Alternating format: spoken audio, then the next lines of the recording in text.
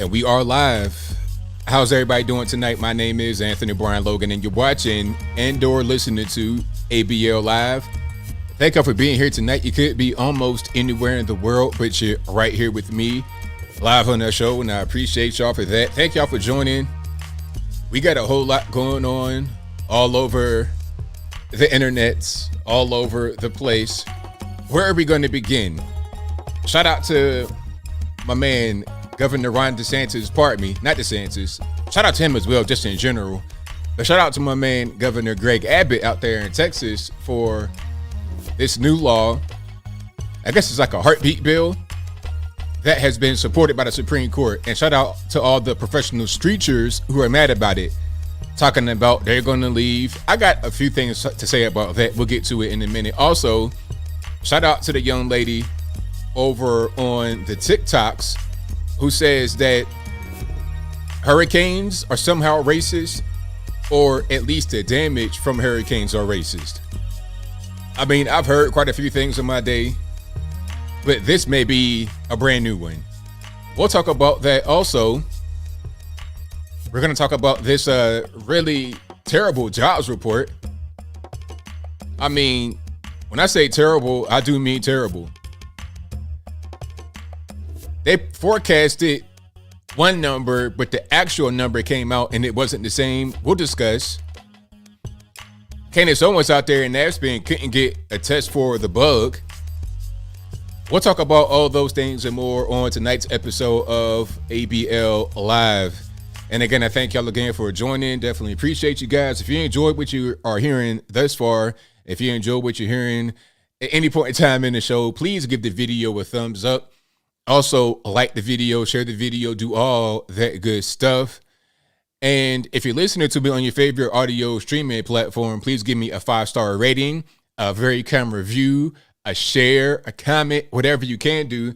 And if you don't know, this podcast will be available on your favorite audio streaming platform, whether that be Google Play, Spotify, Stitcher, Anchor, Apple, iTunes, etc. Link for that will be in the description box, or just visit your favorite audio streaming platform and search ABL Live.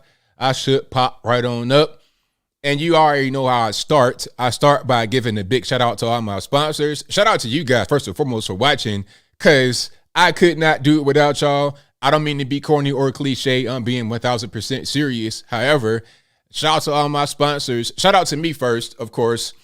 ABLmerch.com. That's where you get all the latest hot merchandise. Some things that are kind of related to what I do, or just some things that I just like, things that I wear. You can see me around out here in Tennessee wearing a lot of this stuff. That's ABLmerch.com. We got hats, t-shirts, stickers, and more. Hoodies coming up, long sleeve, all that kind of good stuff coming right on up. Jackets as well. So ABLmerch.com. Also AnthonyBLogan.com. All original articles on there. All my contact information, my email address, my snail mail address. You guys have been sending me books and all types of stuff. I appreciate you for that. All of that good stuff, all the information is on AnthonyBLogan.com. And of course, some of you guys have been asking, hey, ABL, where do we get the American flags you have behind you? Can we get ones like those, or those very same ones in different sizes, customized or whatever? Yes, you can do that through the link in the box on bhedesigns.com. Again, bhedesigns.com. Click the link in the description box below this video or below the podcast, however you're watching it. And there should be a link right there that'll take you straight on to the website. You can get what you want. Tell them I sent you. Also, some of the most beautiful handmade soaps in America are on Mr1920.com. And again, that's Mr1920.com. I sponsor them. Well, they sponsor me because I like them. That's the only reason. Ain't nothing else. I use them. It's lit. That's how you keep my skin nice and decent. So, yeah, go there. And, of course, patriotpost.us. If you want a real trusted source of news and information, always go to patriotpost.us. Go to my website to check my sources for the video. But if you want news from all over the world, all over the country, a lot of good writers, a great staff, trusted, been around for many years, patriotpost.us. So those are all the sponsors. And thank y'all for listening to that. But let's jump straight into the topics, shall we? Let's jump straight into it. And you guys know I got a bunch of clips. I got a bunch of memes and everything else. If you want to see all these beyond this particular video, or if you're listening audio only and you want to see these, go to my Twitter or as a matter of fact, go to my Twitter and Instagram, twitter.com/Anthony B. Logan, Instagram.com/Anthony B. Logan. Everything will be on there. First things first, this whole Texas kerfuffle. Now, this is a great law, in my humble opinion, the heartbeat bill that has become law out there in Texas, that has now been supported by the U.S. Supreme Court. So I think what happened was Texas went ahead and passed this as law, and they were challenged by anti-abortion. I'm right, by abortion advocates, people that want abortion. They were challenged saying, hey, you can't do that. That's not right. And it went all the way to the Supreme Court, and the Supreme Court said, no, they can't do that. Yes, it is right. They are 100% within their right to do what they did. So the Supreme Court supported that decision. Now, here's one thing to understand. People want to try to criticize Donald Trump that are on the right. Trump didn't do anything. He was useless. I'm not really sure anybody could say that. There's plenty of evidence that Trump did a bunch of great things. Was he Jesus Christ coming back to earth? No. Was he some type of deity, a brand new deity bestowed upon us? No, he was not. However, that does not mean that he was ineffective or useless. Far from it. Just the Supreme Court justices he put on the bench were enough to have this whole thing happen the way it happened. And as a matter of fact, I'm going to play a clip. This is from, well, I think somebody made this from a Jimmy Dore. I guess he has is it Jimmy Dore? I don't know who this guy is. No, it's not. Nah, it's pardon me. That's Sam Cedar. I don't want to throw dirt on Jimmy Dore's name. Jimmy Dore is kind of an okay guy. Not necessarily the kind of guy that I'll be like, that's who I want to be like politically, but at least he's not as crazy as some of the other people that are on that side. But anyway, Sam Cedar, I guess he has a call-in show, and the guy was talking about how voting is not necessarily very important, or voting against Trump is not necessarily very important. I guess it might have been 2016 when this happened. You guys who are watching the video will be able to see what's happening, but if you're not able to see, I'll kind of explain what's happening after I play the video right quick. Let me go ahead and get it queued up on the screen. We can go ahead and get that rocking and rolling that way. Again, this is Sam Cedar clip, kind of a mashup put together about why the 2016 election was very important and why Trump was instrumental in getting this whole thing with the Supreme Court and the abortion law in Texas, not necessarily codified, but supported. Check it out. Hey, Jimmy, let's talk about risk assessment. Do you think there's a difference in the probability that 2 80-year-olds with multiple cases of cancer are going to serve out their term versus the moon falling into Lake Michigan?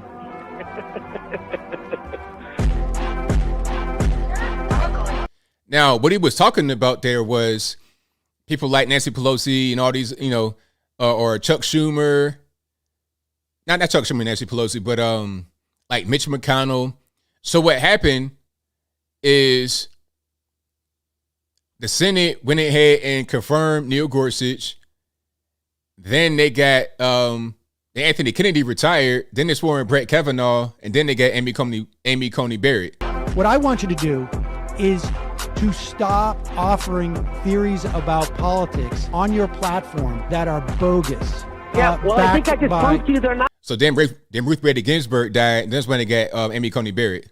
Not bogus, man. You haven't proved that. It's absurd, Jimmy. I'm sorry. It's absurd. That's not. You're voting out of fear again. Oh, because there might be 2 Supreme Court judges. What if there's 3? What if the moon falls into Lake Michigan? What are we going to do then?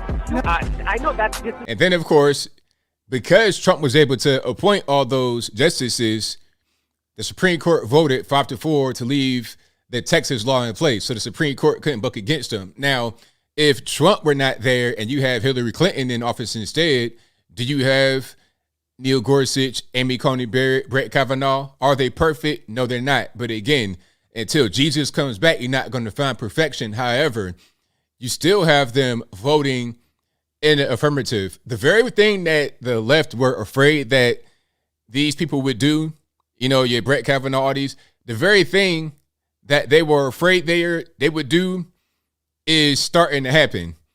Roe v. Wade is not necessarily gone yet, but it's going to be whittled away, in my humble opinion, because if states are able to say, hey, you know what, no abortion past 6 weeks, then what are you going to do? If that happens in Texas, Georgia, Florida, Tennessee, Louisiana, wherever, what are you going to do? This is my risk assessment. So, yeah, shout out to my main man, Donald Trump, and to all the Supreme Court justices for making that whole thing happen out there in Texas. Now, what people are trying to say now on the left is, oh, we don't want to go to Texas. We want to flee Texas. There was a cartoon, and if I can find it, I'll put it on the screen, but I'll just describe it to you right quick. You guys saw the whole Afghanistan kerfuffle that's still kind of unfolding, but you guys saw, I guess, the now infamous picture of the C-17 taking off from the Kabul airport, and there were people hanging on, literally hanging on to the aircraft, trying to escape that way. And when the plane took off, people fell from the actual plane because they were holding on to the landing gear. Obviously, you're not going to be able to do that. You're not just going to be able to hang on to the outside of the plane and just fly like that. You're going to fall and you're not going to survive. So we saw the people falling from the airplane. Now, there was a cartoon where they drew this real gigantic looking passenger plane. It looked like it was an obese passenger plane. We'll talk about obesity a little bit later, but for now I digress. Anyway, the passenger plane looked really obese, and then there were women hanging on to the landing gear and get ready to fall from it. And then the caption said, the last plane out of Texas. Meaning, you know, all these women are trying to rush to leave Texas because I guess they want to be able to kill their baby. I guess that's the intention. But my thing is this. For me, I'm not even really mad at that cartoon necessarily. Now, I'm not going to say I support the cartoon. Of course, I don't support it. I don't believe that Texas is wrong for doing what they did. I support Texas 1,000% with every fiber of my being. And I would support them more if it was just a straight outlaw, like no abortion. But 6 weeks, I can rock with that, at least for now. That's a good start. That's a great way to go ahead and get the engine cranked up and rolling. However, I support the cartoon if it's going to scare off the left. How about you Californians stop going to Austin, Texas? How about that? How about y'all stop infiltrating these Texas cities? Stop trying to turn Texas blue. How about that? Stay wherever you are or create some kind of new colony where it's just you guys on the left, if you want to carry it like that. So for me, it's a good repellent. The same kind of way they're trying to say about Florida being a hotbed for the bug and all this and that. Okay, if Florida is so dangerous, you know what you could do? You could just not go to Florida. I mean, that makes sense to me. Don't go to Florida. Stop coming from New York, New Jersey, Pennsylvania, Maryland, Virginia, etc. to Florida and stay where you at. If it's so great in California, if it's so free in California, if it's so loving and kind and all this and that in California, stay over there. You could stay amongst the crack smoke. Maybe you could even take up heroin shooting or crack smoking as a hobby and blend in with the natives, right? Rather than fleeing to Texas because they got all these quote unquote repressive laws. So if all this anti-Texas and anti-Florida propaganda works to keep the left out and draw the right in, then great. If it's not working, like here's what I want to say about that. All these people that say how bad a Texas law is, I don't think they're really going to be deterred by the law if they want to move. Because they know how bad California is. They know how high these costs are. They know how ridiculous all the crack smoke just happening everywhere is. They know how bad it is in San Francisco with doo-doo on the ground. Like, I've never in my life seen an app on your phone that has a doo-doo map. So you can avoid human doo-doo. I've never seen that before in my life, but yet here we are. Here we are with what's going on right now in California. And they're fleeing that. Maybe they don't know the reason why it's like that is because of the way they vote and the way they behave and the things that they allow. Maybe they don't know that, but maybe it'll stop the fleeing. And if it doesn't, then they really don't care about that. If they say they do, they're just making up stuff, because the best way to protest a particular thing is to not be engaged with it, to not be involved with it, right? But I digress. Also, Tennessee is happening here too. That's why I support laws like this in Tennessee, laws that would deter a lot of these leftists from coming, because I'm seeing every day on TV, it's a brand new show. They're talking about, yay, I love it in Nashville. I got 85 acres for 100,000. I'm exaggerating. But the Californians are coming over here, buying up land, buying up property, buying up real estate. The leftist Californians, not the good people over in Cali. You guys are great. I say, come on over. Just don't be in any kind of way a leftist. No fence riding stuff. Don't say, hey, it's okay if there's one tent with a crack smoker in it. Don't do anything like that. Come over here and live as the Romans. Behave as the Romans when you come to Rome. That's all I'm gonna say about that. Don't have any of your other weird, ridiculous culture. Don't even have an inkling of it. Okay? It's like if you flee a bed bug ridden home, don't come to a new place with one bed bug. I'm gonna need you to go ahead and get deloused or whatever they call it. Shave all your hair off and make sure everything's copacetic before you come to a new place and infest it. Even if you don't mean to, I need you to take every measure to make sure you don't infest your new place, if that makes any sense. But I'll move on. And I thank y'all again for being here. Definitely appreciate you guys. Yeah, shout out to all the California conservatives. Shout out to you guys. Hey, you know what? A lot of you guys watch my channel. A lot of you guys support. I say shout out to y'all. But your liberal cousins, they cannot make that journey with you. Okay, if you move if you move from California and you're a conservative and you want to come to Tennessee, come on. I'll welcome you with open arms. But your liberal cousin has got to, he can't come. He has to stay. All right. But we got a whole lot to talk about tonight. So yeah, shout out to the Texas legislature for passing that, and also the voter integrity laws. Shout out to them for passing that as well, because it was needed. Shout out to all those Democrats who fled Texas to D.C. because they didn't want that to pass, but it passed anyway, so it didn't even matter. Shout out to all y'all for that field exercise and fertility. You spent a bunch of money, probably into the millions, for what? For what purpose other than to make a political statement, which ultimately went nowhere? What was the reason? All right, but we got a whole lot to discuss tonight. Let's get to the next one here. The next topic. What we got? Oh, I kind of want to go to Joe Rogan. Have you guys seen what happened to Joe Rogan? This is going to be kind of a good one, actually. Now, Joe Rogan caught the bug, right? He caught the bug. I don't know if he had the shot. I don't know. If you guys know for certain, let me know in the comments. But I don't know if he had the shot. But he did catch the bug. And when he caught the bug, soon thereafter, he went on Instagram and he was talking about the things he did to medicate himself. He said he got put on different types of drugs, or I don't want to say drugs. I don't want to say the wrong thing. Matter of fact, before I say anything that's incorrect, let me just pull up what he said. It's on Instagram. And this is going to be Instagram.com/Anthony B. Logan, Joe Rogan, of course, on his Instagram page, instagram.com/Joe Rogan. And here he is. So somebody says he did not get it. Some said he got 2. So I think we really don't know.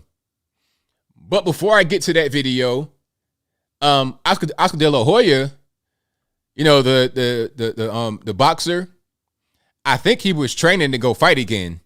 I'm not really sure who he was going to fight at age 48 years old. It might have been one of these Jake Paul Triller type exhibition, quote unquote, fights. I'm not sure, but I guess he was training to fight again, and he is vaccinated. He put out a statement himself talking about, yes, he is vaccinated. He has both shots, quote unquote, double vaccinated, which is not necessarily 100% because you still need the booster, but anyway.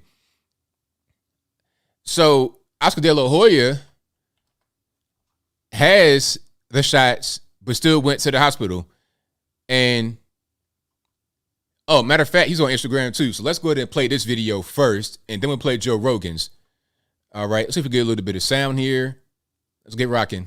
I mean, what are the chances of me getting COVID? I've been taking care of myself, and this. Now, understand who we're talking about. Oscar De La Hoya, world-class athlete who was training for a fight. Okay, I'm gonna read the caption right quick before he continues. It says, "Wanted you to hear directly from me that despite being fully vaccinated, I have contracted the virus, and I'm not going to be able to fight next weekend. Preparing for this comeback has been everything to me over the last few months," I suppose he wanted to say. "And I want to thank everyone for their tremendous support. I'm currently in the hospital getting treatment, and I'm confident I will be back in the ring before the year is up. God bless everyone and stay safe." And then he put it in Spanish after that. Just, you know, for the bilingual people. All right, so let's let him continue talking. Really, really kicked my ass.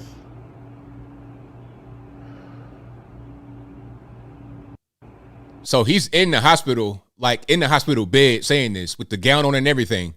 So he's hospitalized with the bug despite being fully vaccinated.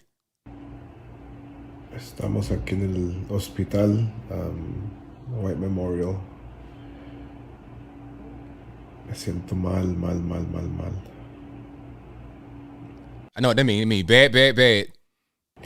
Tengo COVID. Mi pecho no.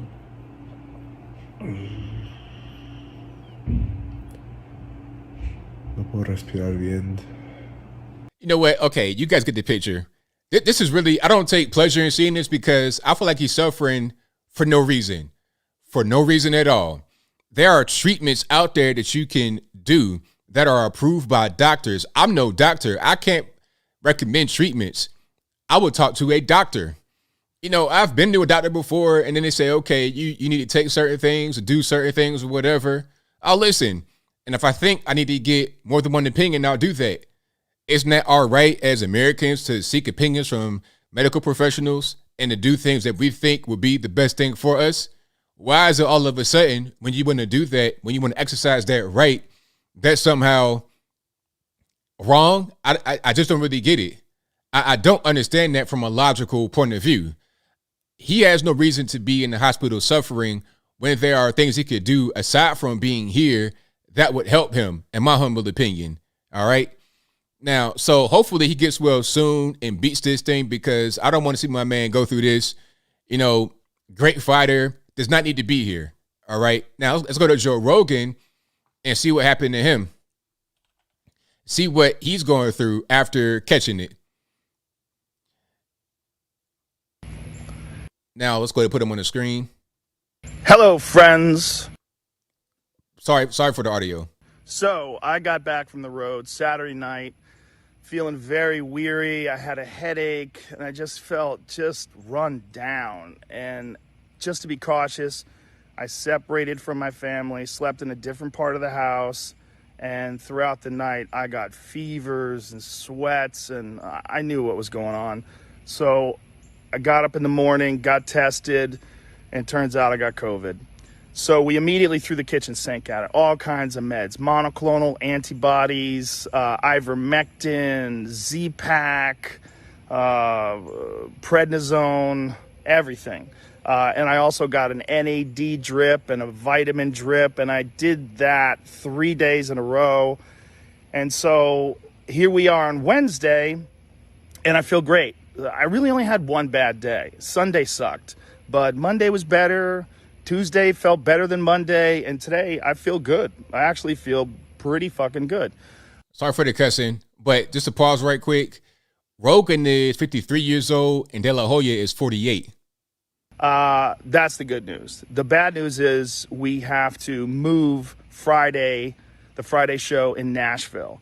It's going to move to Sunday, October 24th. So that will be the new Nashville date. My apologies to everyone. Obviously, there's nothing that I can control. It is what it is. Crazy times we're living in. But a wonderful, heartfelt thank you to modern medicine for pulling me out of this so quickly and easily. And my love to all of you. Thank you. Bye. All right, so there's Joe Rogan. Now, Joe Rogan tested, after this video, he tested negative. Like, he doesn't even have it. So this was 3 days ago, right? That video has 6.19 million views on Instagram by itself. And now, yes, they both are in great physical condition because Joe Rogan is an athlete. He was not training for a fight, though. So I think if anybody was in better condition, it'd be De La Hoya. Younger and training for a fight. You're training for a fight, you're going to be at peak physical condition. But they're both in great shape, De La Hoya and Joe Rogan. Now, this was 3 days ago when that video came out. And 1 day ago, he tested negative. So you go from feeling real bad, getting all these treatments, to now you don't even have it. According to what he put on his Instagram, it says COVID-2 negative. Just 2 days after he recorded the video talking about what he had to do and canceling the shows and everything else. You know, so, you know, what did they say on the mainstream media? Oh, if you take IVM, that's horse paste, all this, you're gonna die.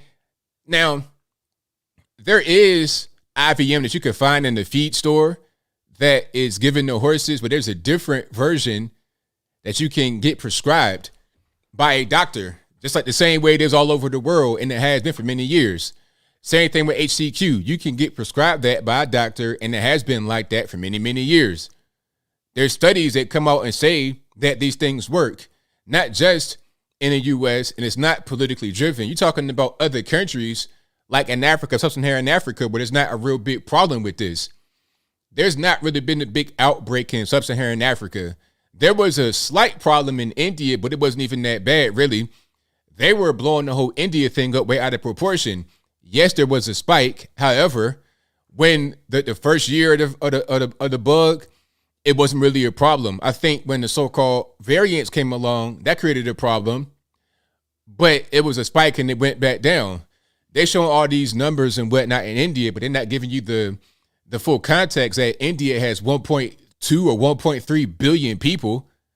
Those numbers look bad compared to the U.S. with 325 million, but you could put four U.S. population-wise in India. 1.3 billion or 1.2 billion people would it be? And it's probably more than that in the Indian subcontinent. It's a lot of people. You're going to have high numbers, but you got a lot of people. That's just what it is. So it wasn't even really that bad. Because why? Because they have some of these drugs over the counter, easily available, because they have been proven safe for a very long time. It's simple. And then people talking about to Joe, well, he could have just got the shot. He could have just got the shot. Well, De La Hoya had the shot and was still hospitalized. Joe Rogan was never hospitalized. So why don't we just talk about things that actually work? We could look at real world experience and see what works and what does not work. What works better than others. And you in your particular situation may require a different thing than someone else. we all know what time it is. Like obesity, that's a big problem. And this is a problem with the whole healthy at any size. Remember that whole thing? Are they still saying that healthy at any size? They can't really be saying that now. And if they are, they should not be, because that's clearly incorrect. Right now, here's something I want to show you guys. And I won't make too much of a comment about it, because this is a kid. Well, a 16-year-old. Okay, now I'm going to just read what it says, and I'll show you what's going on the screen, and I won't say anything else about it. You can make your own mind up about what's happening here and about why this case may be what it is, all right? Now, it says Titusville 16-year-old fighting the bug. I don't want to say the magic word right now. Pneumonia in both lungs at Arnold Palmer ICU. And the quote said, just because you have a healthy, I'll say it one more time. Just because you have a healthy 16-year-old doesn't mean they can't be attacked by this virus. If wearing a mask means you're not sitting in ICU like I am next to my daughter, watching her struggle to breathe, then wear a mask. All right, so the person you see right there that's on the breathing machine is 16 years old. So can we identify something that might make them at risk to become ill from a lot of different things, but especially this thing that we know is really hard for some people to deal with? Again, I'm not going to say it, but y'all already know what it is. And if you can't see this particular picture, I should have it on my Twitter somewhere. You can find it. This is on Elijah Schaefer's Instagram. His Twitter page. And the caption he put was, quote, a healthy 16-year-old, unquote. And the young lady that's unfortunately suffering right now, study at home, didn't go to school, was at home, and always wore a mask. But yet here we are. So maybe some of the things that they're trying to talk about, distance learning, all this, maybe it doesn't really work the way that they say it works. Maybe it doesn't. Maybe it's time to really look at what actually works rather than just relying upon the federales to tell us what works. When they don't know what's going on, they can't get their story together between the NIH, the FDA, the White House, and Dr. Fauci, and all these people. They have no idea what's going on. They say one thing one minute, a different thing the next minute, and then they want to tell you to believe the science. Well, how am I going to believe the science when the science changes every 5 minutes? What you said yesterday is different today. What you said today makes no sense when I look at it with my own two eyes. You talking about somebody's healthy when obviously they are not. I can look at them and tell. I mean, come on. Why we got to play these games like this? I think at this point, a lot of people have said, you know what? The news is fake. It doesn't matter. Fox and started saying TV news is fake. You can't trust it anymore. Nobody believes it. So you got to go digging and find your own information. All right. But I have a whole lot more here. And again, thank y'all for being here. Definitely appreciate you guys. If you enjoy what you're hearing so far, go ahead and give the video a thumbs up. Like the video, share the video, do all that good stuff. Oh, did you guys know that there was stainless steel found in the Moderna vaccine? Matter of fact, in Japan. So let's put it on the screen right quick. It says Moderna to recall COVID-19. I already said it, but whatever. Moderna to recall COVID-19 doses in Japan after stainless steel contaminants found. I mean, nah, but it's safe though. It's safe. It's fine. Don't worry about it. It's safe. It's all good. It's cool. You can't even get a Waffle House staffed properly, but I'm to believe that these places that make these shots are staffed 100% properly. There's no malfunctions. Nothing's going wrong. And it's all good, right? Oh, okay. All right. Rare instance. Doesn't happen too much, but I feel like I keep hearing about it over and over. How is it rare when I keep having it happen over and over? All right. And then let's go to some more here. We got a whole lot more that I want to show you guys. Oh, and an update about the teacher. Remember the Antifa teacher in, what was that, Sacramento, California? I did a video about that a few days ago where the guy was caught by Project Veritas. And shout out to Project Veritas, James O'Keefe and the whole squad over there. Shout out to you guys for making that whole thing happen. But so the guy was outed as an Antifa member. I'm talking about card carrying, tattoo having, flag waving member of Antifa. He's a high school, or was a high school AP government teacher. So when the video came out and it caught steam on the internets and people were reacting to it, that caused the guy to get fired. I think this is Natomas Unified School District. If I'm saying that wrong, you guys let me know in the comments, but this is the Sacramento area in California. So the guy got fired after being exposed as being Antifa. But one thing I want to say before we get to a video I have, which is a great video, kind of a silver lining to the whole situation to a certain extent. How was a guy allowed to be there for that long while being an Antifa member? Is there no background check on teachers? If you're a teacher and you have some kind of crazy past or crazy present, wouldn't that pop up? Thank you. Got you on that. But wouldn't that pop up? Wouldn't that just be like, hey, you know, this guy's part of a violent gang. He's a violent gangbanger. Maybe he shouldn't be a school teacher. Maybe he should have somebody watch him. Maybe we should go into his classroom and investigate these Antifa flags on the wall. Hey, he has a tattoo of a sickle on his chest. Maybe we should figure out what's going on with that. All right. Just maybe. So I feel like the school district knew what he was, but didn't act on it until we the people made a fuss, exposed him, put him on the internet, put his name on the internet. So shout out to Project Veritas. Shout out to the parents who showed up and showed out at the school board hearing. Now, this is going to be on my Instagram page again, instagram.com/Anthony B. Logan. If you've not seen this video, you got to watch it right now. A mom from Texas. Second thing is, hold on. A mom from Texas moved to California. I'm not really sure why. I can't necessarily just judge. But she moved to California from Texas, and the guy that was exposed taught her daughter, and her daughter was influenced by this man. Could you call that grooming? Can you go to jail for that? I digress. Let's roll the clip right quick, and it'll be on the screen right before you.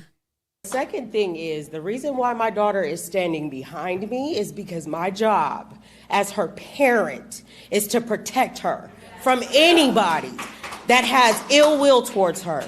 So being that this is her first year at this high school that is world renowned and everybody knows about this school, it's so perfect and everybody does everything right. The first time my daughter tells me, and she goes against my wishes to come out of a classroom that's disruptive to her well-being, I have an issue. I am very articulate. My children are very well read. They speak their opinion. They make sure that they are clear in what they do and do not like. And for the fact that my 17-year-old daughter had to come to me and said, "Mom, you don't understand. Let me explain." This means that in 2 weeks, in 13 days, he was allowed to change my daughter's mind about some fascist crap that y'all have let in this school. I'm tired. This is ridiculous. I'm from Texas. So this don't go on in Texas. This does not go on in Texas. There are 2 grades higher than California, period. So to think that my very sound-minded daughter would go against me and my wishes and our values in our home to be able to go and support this man, and he is putting her in harm's way, what the hell are y'all doing? I'm tired. How long does it have to go on before somebody says something? How long? How long? What are you going to do? That's the question. Get him out of here. We don't fucking care about this boy. He got to go. second. So shout out to the mom. Shout out to mom from Texas, setting the school board straight. And he is gone. He is gone. He did get fired. And you know what? We need that energy all the time. In these crazy school districts where you see anything. Matter of fact, it may not even be a crazy school district. Any school district, any place where kids are taken care of or looked after at all, anywhere, you got to be like that. All the time. Put pressure. And, you know, you guys know I got your back. You got footage or whatever, I got your back. We're going to make it to where they can't do stuff like that. They're not going to be, we're going to expose them. We do it all the time because, you know, it's one thing if you want to have adults fall into some kind of cult or something like that. If you want to be an adult and you want to praise a chimpanzee or something like that on a stick, or you want to praise a snow cone, then go for it. You're an adult. You can do what you want. But when you want to indoctrinate children and groom children, see, now we got a problem. Now we got a serious issue that can't be allowed to go on in society, period. I have no sympathy for the guy that got fired. He earned that firing, quite frankly. He earned that firing 100%. He's lucky he's not in the penitentiary making big rocks and little rocks. He's lucky he's not there. He's lucky all he did was get fired. You could be part of on charges doing something like that. So I'm glad that she was able to speak out and the guy was able to get fired. But the reality is, this is not even it. We're just in the beginning stages. We got to do this all the time to, in many cases, change the entire school system because they allowed that man to be there for who knows how long. And how many other teachers feel the same way that that guy did that got fired that have not been exposed yet? How many teachers tell children, hey, here's a lesson plan for this day or this week, this semester. Don't tell your parents. Don't tell your parents what's going on here. This is between us. Don't tell anybody. I mean, I've heard that's been said to children. How's that sound to you? Does it sound like a teacher or something else? I mean, y'all let me know. But again, shout out to the mom from Texas. We're going to need that energy all the time from all these parents that are out here. We can't have the Baltimore mom who let her child go to school with a 0.13 GPA talking about, oh, he's 18. What are we going to do now? What are we going to do now? You didn't see his report card at any point in time from grade K through 12. You didn't see the fact that he had been failing and not even going to school. You didn't know that. You didn't know that he had missed pretty much the entire high school career. You didn't know that. When parents don't care, when parents not involved, they can be taught anything because they're wide open. They're not supervised. They're not checked up on. They're not being raised. So shout out to that mom for raising their children properly, for understanding what's going on. And she sees something in 2 weeks. You see something ain't right, let's nip it in the bud right now. Nip it in the bud right now and don't let it foster. All right. So yeah. Again, thank y'all for being here. Definitely appreciate it. We got a whole lot more to discuss tonight. And shout out to all the parents out there who are involved in your children's lives. You guys are the real MVP, as Kevin Durant would say. Shout out to all the parents out there. You know, because without y'all, what are we going to do, right? All right, let's go to some other ones here that I have on deck. Oh, so the speaking about the future and what are we going to do? And so Biden has the job report that came out recently. It might have been today, yesterday, or whatever. The jobs were supposed to be that there was a projected number of like 750,000, 725,000. Matter of fact, let me look up the actual numbers just so I don't say the wrong thing. So, all right, let's check it out here. Hold on. And these reports don't want to give you the actual numbers. They got all this whole big post, but basically, until I find the specific numbers, the jobs report were they projected like 725,000 new jobs but there was only like 225,000 new jobs, 235,000 jobs, pardon me. So yeah, let's put it on the screen right quick so you guys can see what I'm talking about. And so I'm not making it up. This is from CNBC. And here we go. So jobs report disappoints. Only 235,000 positions added versus expectations of 720,000. And this came out yesterday, which is Friday, September the 3rd, 2021. And below that, it says non-farm payroll growth in August increased by just 235,000 versus 720,000. The unemployment rate fell to 5.2. Leisure and hospitality jobs were flat during the month after leading the way for much of the year. Wages rose at a 4.3 year-over-year clip. Wages are rising because inflation is rising. People are having to pay. Companies need to pay employees more because they can't keep employees. Everywhere I go, I see help wanted signs. There's a Waffle House in my town that just opened, and it's only open from 7 to 2, 7 a.m. to 2 p.m., basically like breakfast and lunch. They can't stay open 24 hours or anything like that because, first of all, where they are, it might not be a good idea for 24 hours. But beyond that, I think the problem is they can't find staff. They're open from 7 to 2, and right by the entrance, big giant help wanted sign. You could pretty much walk into a Waffle House, McDonald's, any kind of chain restaurant like that and get hired on the spot. Hired on the spot. I don't even go to chain restaurants really anymore because I know it's going to be bad service.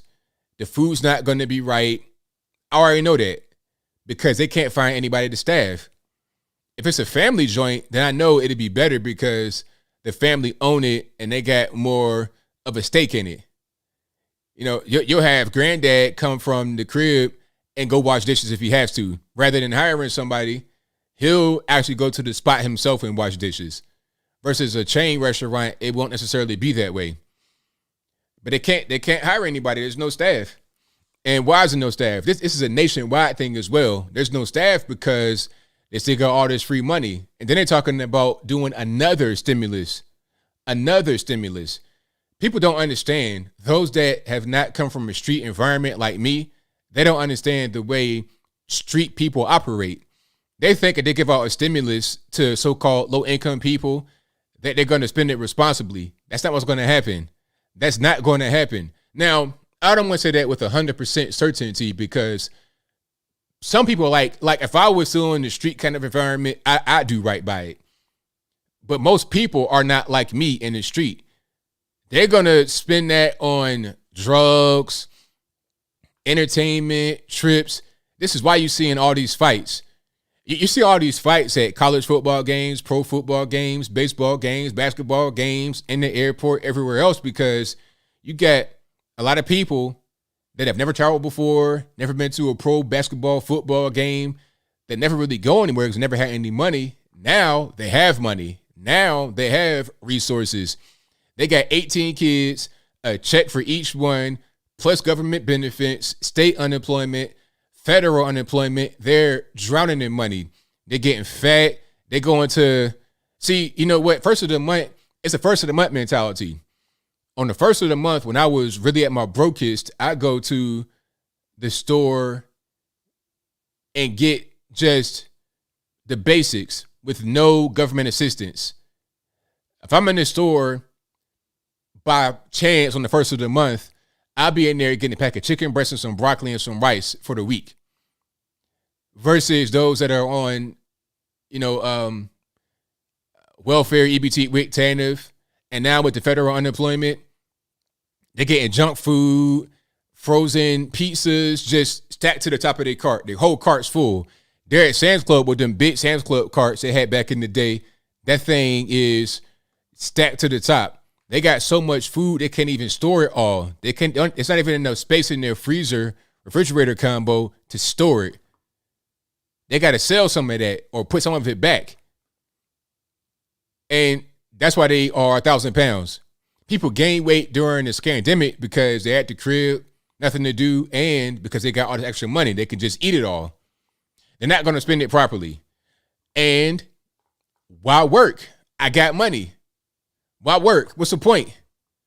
I'm getting money from all these kids, from the federales, from the state. I'm straight. They're talking about, oh, boy, these jobs don't pay nothing. I'm seeing jobs where, like McDonald's, 15 an hour, 16 an hour.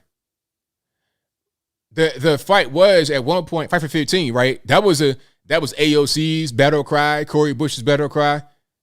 15 an hour. That was the minimum. Now that's not enough anymore. Didn't we predict that? Didn't we say if they were to raise the wage to 15 an hour, that wouldn't be enough? Raise it to 25 an hour, 1,000 an hour. It's to the point now where even some skilled trades are seeing issues staffing because it pays more to stay at home still when you combine everything together. And in states where you have, you know what I want to see? I want to see states that have taken away the federal unemployment assistance. I want to see that and how, that's played into it. And also the eviction moratorium. You got the eviction moratorium. They're not paying rent. They're getting all this extra money. Why work? You could just go to Miami and fight in Concourse A and Hartsfield Jackson and have that be that. The same thing you do in the hood, you do in the airport. You might go to jail, but so what? You got money to bail out. Somebody says it's very hard to get a job in California. Well, what does that mean? Does it mean that it's hard because there's certain things you got to do to get a job? Like, do you have requirements to get the shot and you don't want to get it? Or is it the whole bilingual thing? Why is it hard to get a job in California? Where I live, jobs everywhere. Jobs are floating. Anytime I see a guy at the mall area where there's job signs, help wanted signs everywhere, and they got a sign talking about please help, I'm like, man, you ain't trying to work. Take you and your well-fed dog out of my face, sir. Take your Bombas socks you got from the internet for $100 a piece, and your well-fed dog and your LL Bean brand new backpack, and go back to your BMW and go back to the crib in the mountain. Get out of my face. There's help wanted signs everywhere. You're not really a homeless person. Please stop. Either you're not really homeless or you are a dope fiend. Either one, I'm not going to support you. Period. Doja Funk says, we're in California. They got help wanted signs all over here in the San Fran Bay Area. That's what I thought. That's what I figured. It was the same way all over the place. Exactly, Gary. UBI, Universal Basic Income. This is a preview of UBI. I mean, Andrew Yang, the funniest thing was all these Yang gangers, talking about, we got to get a UBI. That's the only way forward, all this and that. Well, what you gonna do with the UBI? Buy heroin, go to parties, go to Las Vegas and gamble it. Just because you give someone money does not mean to do the right thing with it. Because if you give money with no strings attached, what's to prevent them from doing the wrong thing and still being in the same poor situation? That's why if you're gonna have any kind of benefits, there needs to be strings attached. This is what's happening right now in like Africa, where they have all this aid going into the country. Shout out to George Ayite, a Ghanaian professor who is now in the U.S., teaching in D.C., if I'm not mistaken. If we're wrong, let me know. But George Ayite says Africa has a begging bowl that leaks. They get all this aid from outside of the continent, all this aid pouring in, Europe, United States, China even. Well, China's a different story. I'll talk about them later. Anyway, Europe and U.S. giving all this aid. And where does it go? Europe and U.S. especially try to have strings attached to the money so the money does not get misappropriated. So it doesn't just go to a warlord, like General Butt Naked, so you can just recruit some child soldiers to go and steal a morsel of money and some food, not just for them and not just for corrupt politicians or whoever. It's supposed to go to a specific place for a specific thing. So if there's cash given for aid, for food, for housing, infrastructure, they're going to try to make it go to that place. And there's all kind of red tape to jump through to get it. But China does not do that. China gives them money with no strings attached. And of course, it goes straight to General Butt Naked immediately. So the people don't get anything at all. I saw a trade that they did. It was Nigeria and China. Nigeria gave up 4 plots of oil for a railroad. Is that a fair exchange? Oh, well, no strings attached. Four plots of oil. Is that right? Huh? Is that okay?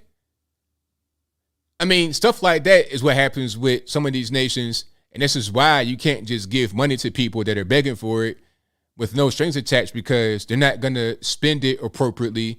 The right thing won't be done with it. But I digress. I don't want to preach too much. But do we have to do anything else we want to cover right quick? There's a few more things we want to talk about just in general. And thank y'all for joining. We got how many in the building? We got 2,600. Okay. Thank y'all for being here. Oh, let's talk about Candace Owens and Aspen. Matter of fact, hold on. Before we go to Candace Owens, I have a picture to show you guys. And I'm not the smartest guy in the world. I'll say that on some things, I'm ignorant. I don't know how certain things happen, right? I want you guys to tell me how this picture came to be. Please, if you know, I want to know just from my own personal curiosity, okay? And let me put it on the screen right quick. I'm going to show you guys what's happening. Hold on. Here we go. This is from Pete Buttigieg, right? Remember him? Ran for president. He did very well in Iowa, won the Iowa primary, but didn't do a thing after that. I wonder why. I don't know. Anyway, so here's a picture, and I'm going to read it right quick, and then we'll get through it. Promise, we'll get through it. So Chasten, that's his husband. Yes, I said his husband. Chasten and I are beyond thankful for all the kind wishes since first sharing the news that we were becoming parents. We are delighted to welcome Penelope Rose and Joseph August Buttigieg to our family. Now, it's a picture of both of these men with the babies swaddled up in a blanket, sitting on a hospital bed. Sitting on a hospital bed. Now, okay, honest and adoption, I know how that works, right? Because obviously, these two guys did not give birth to their baby. They got on regular street clothes on a hospital bed. They didn't give birth to the baby. My question is, why are they on a hospital bed? Men cannot give birth. People talking about, oh, well, they had a surrogate and they gave birth and they're right there with the, don't play games. All right. We're not little kids. Just stop. What's the narrative from the left? Men can get pregnant too. That's a narrative. You guys may have seen Lil Nas X trolling as he normally does with a CGI pregnant belly. You seeing Apple iPhone with the pregnant man emoji. We're seeing that go on. So when you have two men that say, okay, we're parents now, and we got these brand new infant, like brand new newborn babies on a hospital bed, the message is that men can also give birth, but they can't. But if they can, you guys tell me how it happened. I mean, what the biology does not make sense, correct? But here we are. Now, if you are a mother, are you offended? I know I would be.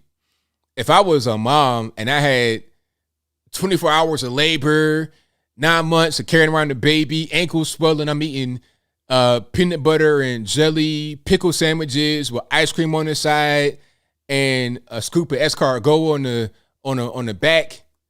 If I'm eating stuff like that at 4 a.m., vomiting, morning sickness, going through all of that multiple times to produce children, and you got these two men posing with children on a hospital bed, I feel upset. But hey, how do you guys feel about the whole situation? You guys let me know what's happening. Does not compute exactly. As a father, I'm offended. I feel you 100%. Oh, no mask. Nah, they don't need masks. Check it out. Listen, that's for you and me. We're normies. We don't get to just do whatever we want. They don't need to wear a mask because they're fully vaccinated, right? Although it doesn't stop anything. They can do whatever they want. Yeah, birthing people, chest feeding. And the dumbest thing about chest feeding is men also have breasts. Men can get breast cancer. Men don't have the same breasts that women do. Men do not lactate. If they do, it's not enough to feed a baby, obviously. So the whole chest feeding thing is just stupid. That's not even recognized in biology at all. In any kind of way. You're not recognizing that men also have breasts, nor do you recognize that men cannot breastfeed with their breast. It's the stupidest thing, but here we are. Yeah, where did the kids come from? Hey, who knows? Your guess is as good as mine. They might have doo-doo out their baby. I don't know what's going on, but either way, it's not possible. But anyway, I'll move on. And how old is Edge again? Booty Gig? He is 39. And the other dude, I'm not really sure how old he is. Probably younger than him. But what else we got going on? We got a few things happening here. So Candace Owens, to talk about her real quick before we get to the calls and the super chats. Candace Owens went to Aspen, Colorado with her husband, right? I'm not sure if they're skiing, snowboarding, Tony Hawk, all these. I'm not really sure what they're doing, right? But they're in Aspen, just chilling, relaxing, doing what they do. And Candace tries to get a test for the bug, right?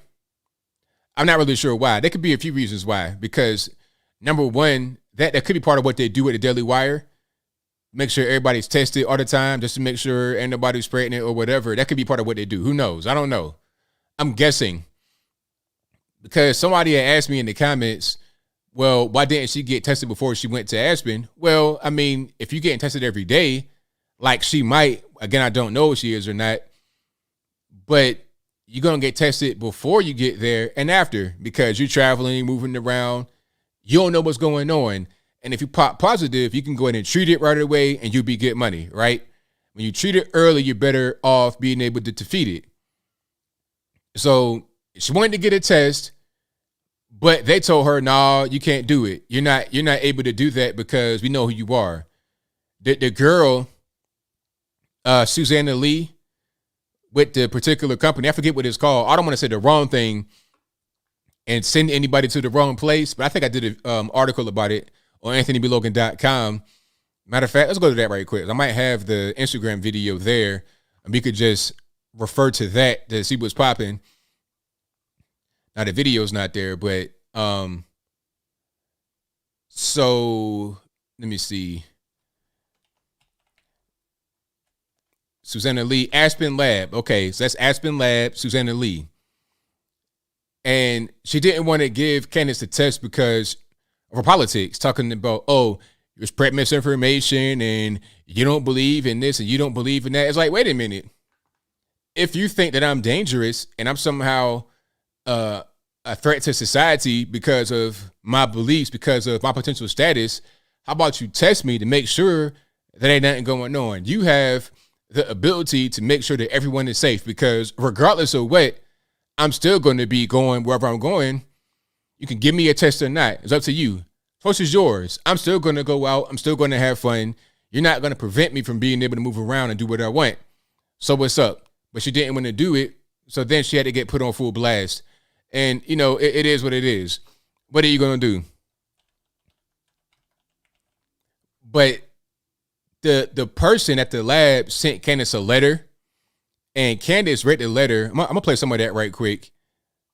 Because the voices that she was making to read it, how she thought the lady would speak was hilarious. Let's put this on the screen right quick.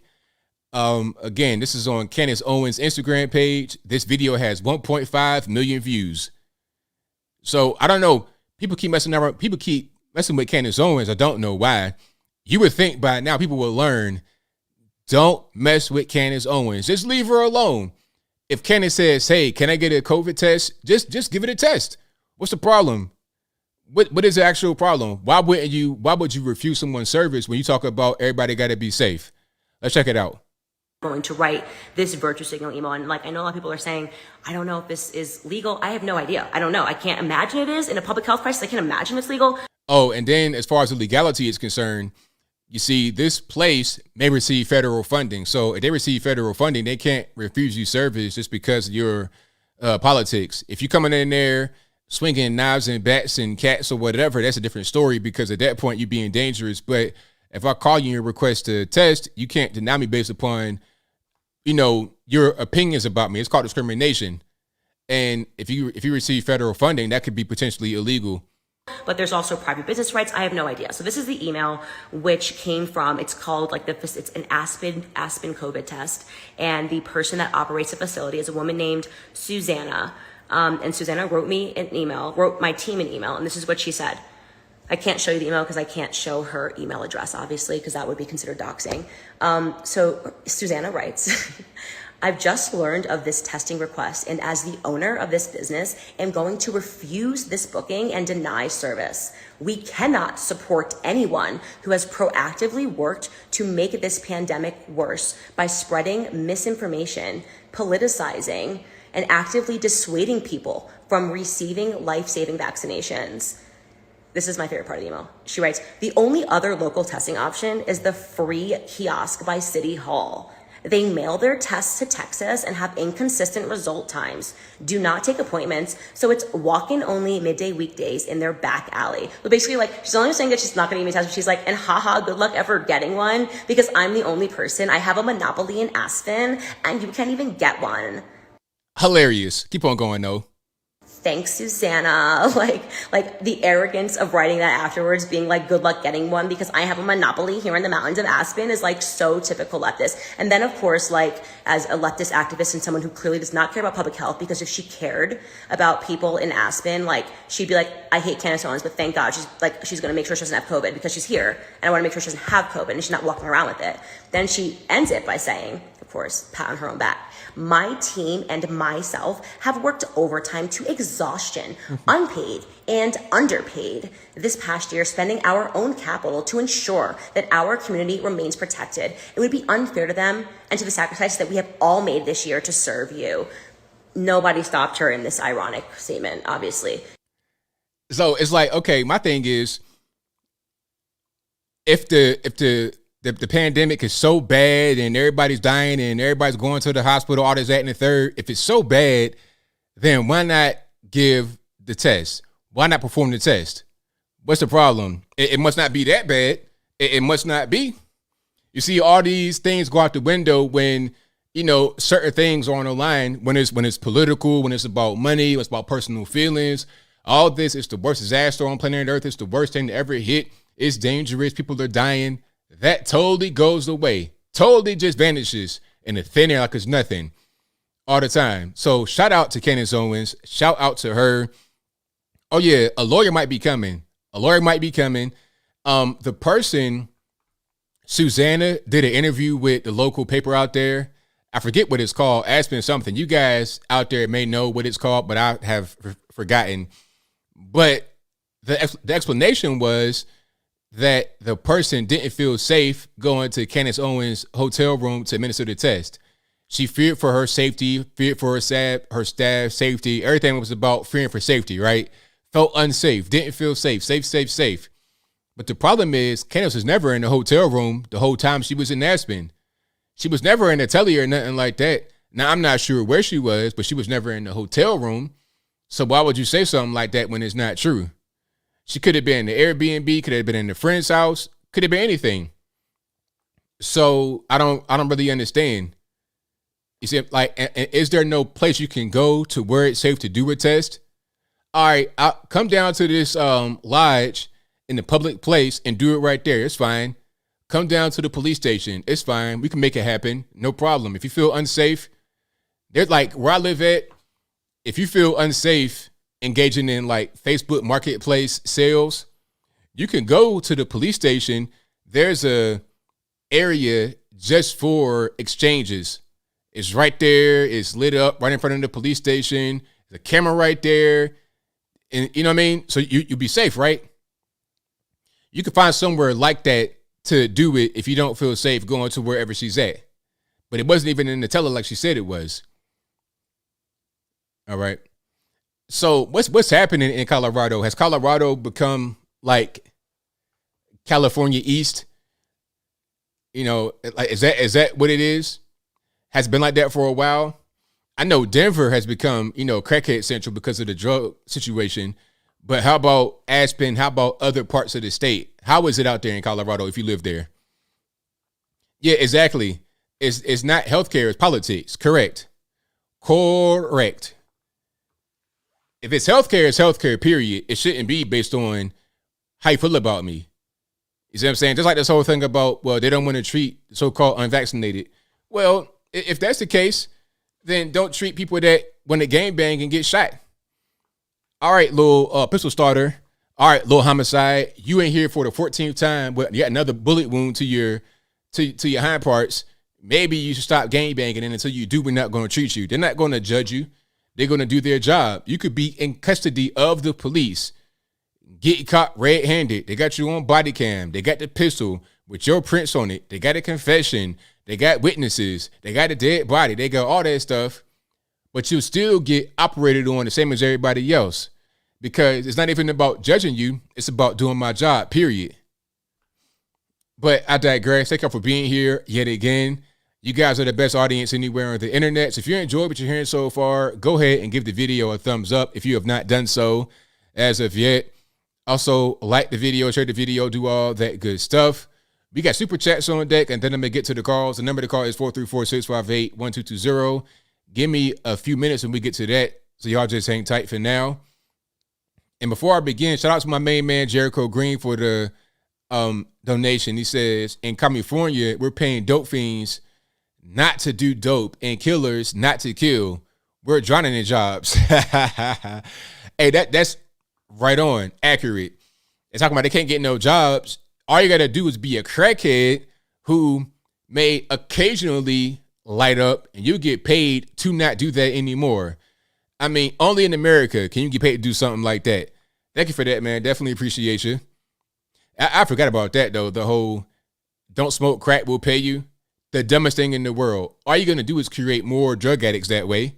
Because, okay, if you have a drug addict on the street strung out and they get money to not smoke crack, how is that going to work? Because, okay, here's a question for anybody that's watching.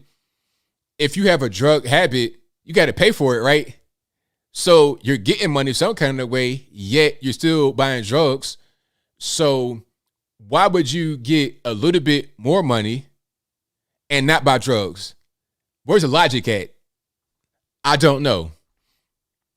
All right. Thank you to Charles Turner Jr., who says, while in the San Fran Bay Area, I just heard a preposterous ad that said, stop the Republican power grab, trying to defend Newsom. They're oblivious to the fact that almost 1/3 of those who signed a petition aren't Democrats. Absolutely. 1,000%. Thank you to Apu Bakr, All Puff Daddy, for a few here, who says, Biden insults Trump. Quote, imagine if the other guy won. Imagine if he did win. We'd be in a lot better place. 100%. We'd be in a much better place. All right. Also, he says, Biden is a disgrace with no honor, resign. Anybody fire or resign because of Afghanistan yet? Nope. That's a very good question, too, because obviously this was a complete ball drop. It doesn't matter if it was Trump in office, Biden in office. If they did this way, it'd be a ball drop, period. It's not even about a partisan thing, because even Democrats say that they did a bad job. And if Democrats go on TV and speak out against Joe Biden, oh, it's real bad. It's real bad. So somebody or some people should have got fired behind that, but they didn't get fired behind that. So what's up with that? Again, incompetent leadership. Also, impeach Biden for a phone call to Afghan president. Yeah, that phone call to the Afghan president was crazy, talking about, The Taliban aren't really doing well. We know the Taliban are winning, and you guys, the Afghan quote unquote government, aren't doing very well. But check it out. We need the perception to be something else. We need you guys to craft a narrative that the Taliban are losing and you guys are winning. It'll do great for our allies and for regular normies at home in the U.S. You and I, it'd be great for us to present that image. So if what Trump did when he called Zelensky, if that was enough to get him impeached, which he was, then what Joe Biden did to the Afghan president, or with the Afghan president calling him, asking him that, should be the same thing. That should also be impeached. But we know the whole impeachment thing was always a political tool to try and get Trump out in a different way because they lost the election. Simple. It was never about him doing anything that was wrong. It was about, we don't want him here. We want to get back power. Same thing they did with the election, allegedly. Let me see. Arrest Biden for war crimes, drone strike on family. Correct. Thank you to Alien Testosterone for the donation. Apple also says, ABL fans of California vote yes on recall, then vote elder. No Garcia, thank you for the donation. No Garcia says 6 months of being part of the ABL squad. Thank you for that, sir. You are the real MVP. I'd like to thank the designated white man at Doug Ripley. Also, happy early birthday. Well, thank you for that. I appreciate you. I'll be 37 on the 22nd, so thank you for that. Thank you to John Medeski, who says, RIP Ivan. Thank you to Apple, who says, love Tatum. Love the live stream with Brennan Tatum, Oliver Mack, Jericho, and you. Please keep up a Thursday night live stream. So awesome and so powerful to see and listen to your commentary. Thank you. Thank you to Tune In Drop Out, who says, what's to stop the Taliban from rounding up some Americans and telling the U.S. their location is ISIS-K hideout? Without intel, our own government could be responsible for killing Americans. This is madness. Exactly. They most certainly could do that. 100%. Emmanuel says, why not put a timer for the live caller instead of cutting them off? Because, I mean, the timer, you would still need to cut somebody off if they're going beyond the timer. So it don't make a difference. Any show that you listen to cuts callers. And really, quite frankly, most shows will cut you after a few seconds.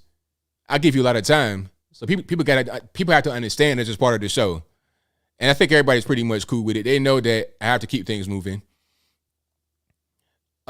Jettison says, ABL, please mention the fact that directly before the distraction of the virus, China had a little issue with people wanting to hashtag free Hong Kong. Oh, yeah. You forgot about that, didn't we? That just totally went away after the bug hit. That became the primary objective, getting rid of that, not necessarily liberating Hong Kong. Very good point.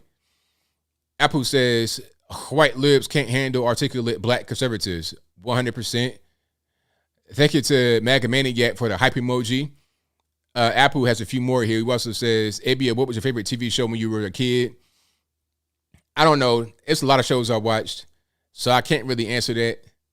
But I tell you, probably what I enjoyed the most when I was like middle school, high school age was I was around during the WWF versus WWE, Raw versus Nitro, when Stone Cold and The Rock, all those guys. Oh, that's what I like to watch. At that time, I wasn't really watching no sitcoms or anything like that. I was watching that. That's all I was really rocking with. Middle school, high school.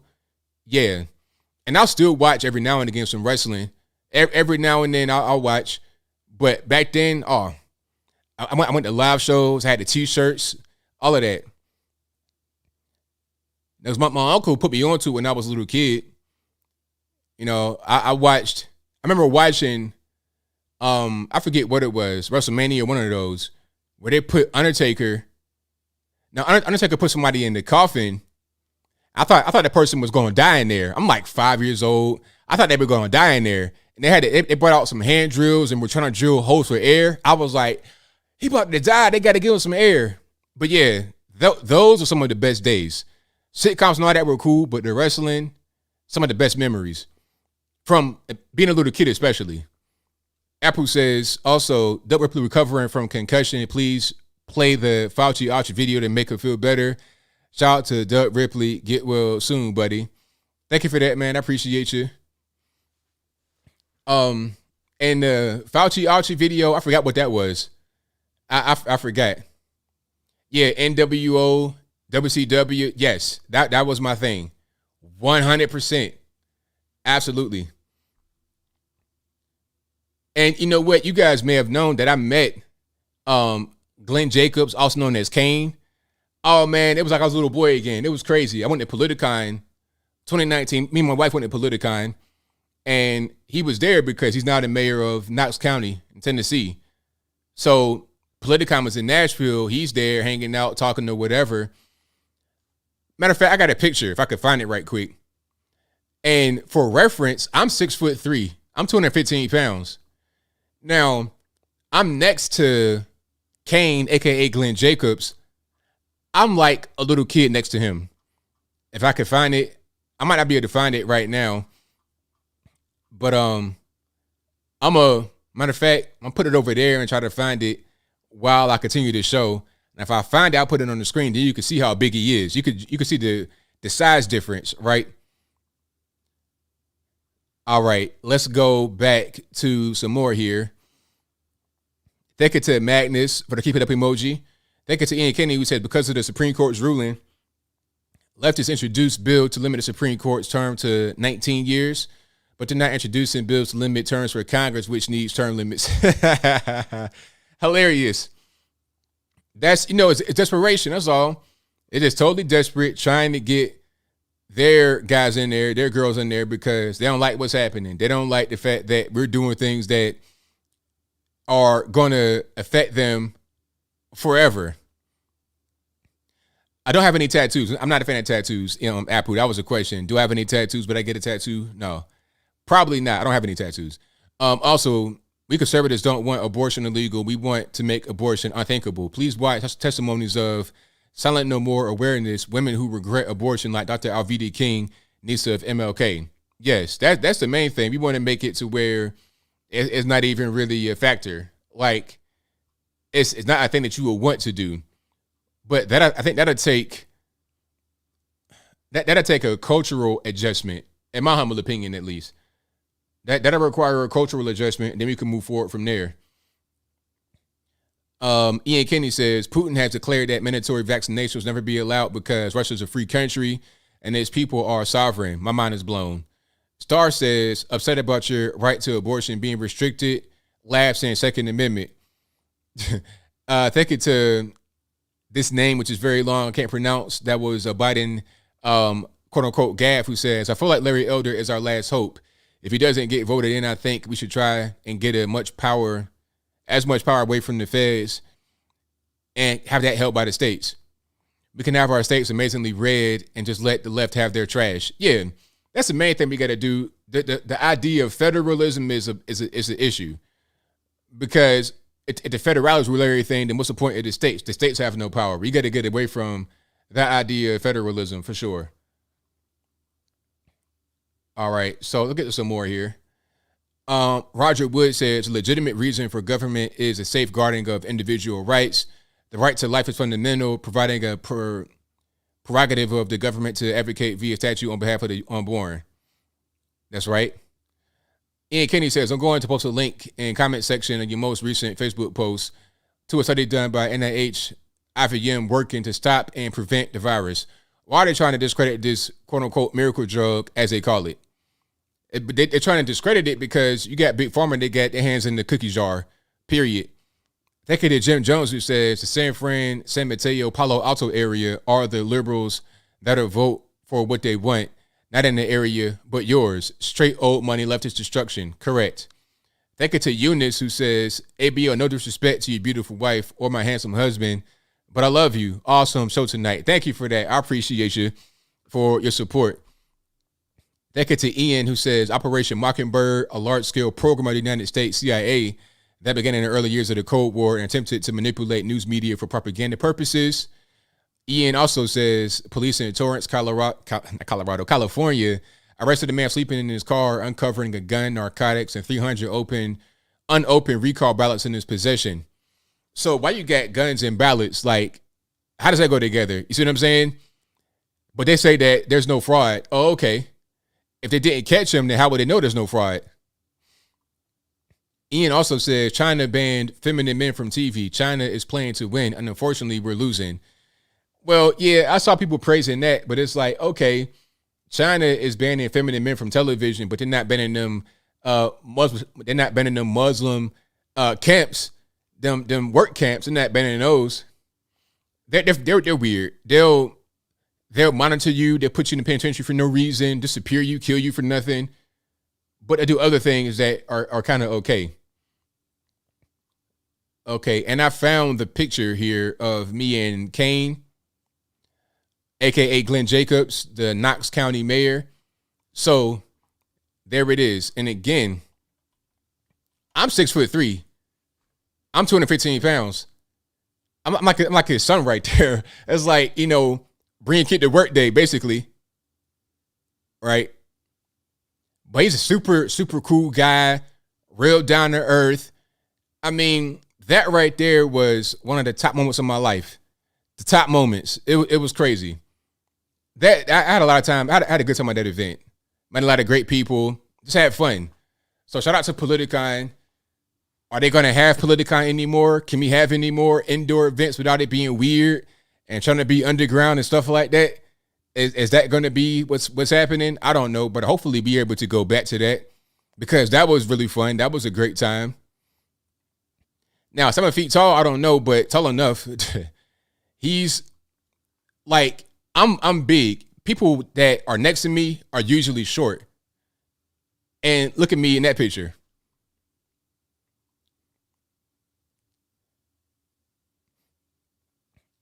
All right.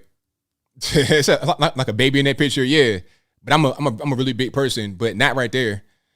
Let me see. All right. Louis from Spain says, "Don't bring leftist cousins with you." Like what I said earlier from the quote. I see what you did there. You're too much. And shout out to ABL leftist family.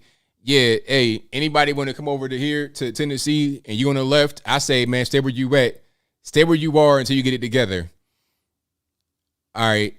Jericho Green, I read that one. Thank you to my man Jericho. Let's see.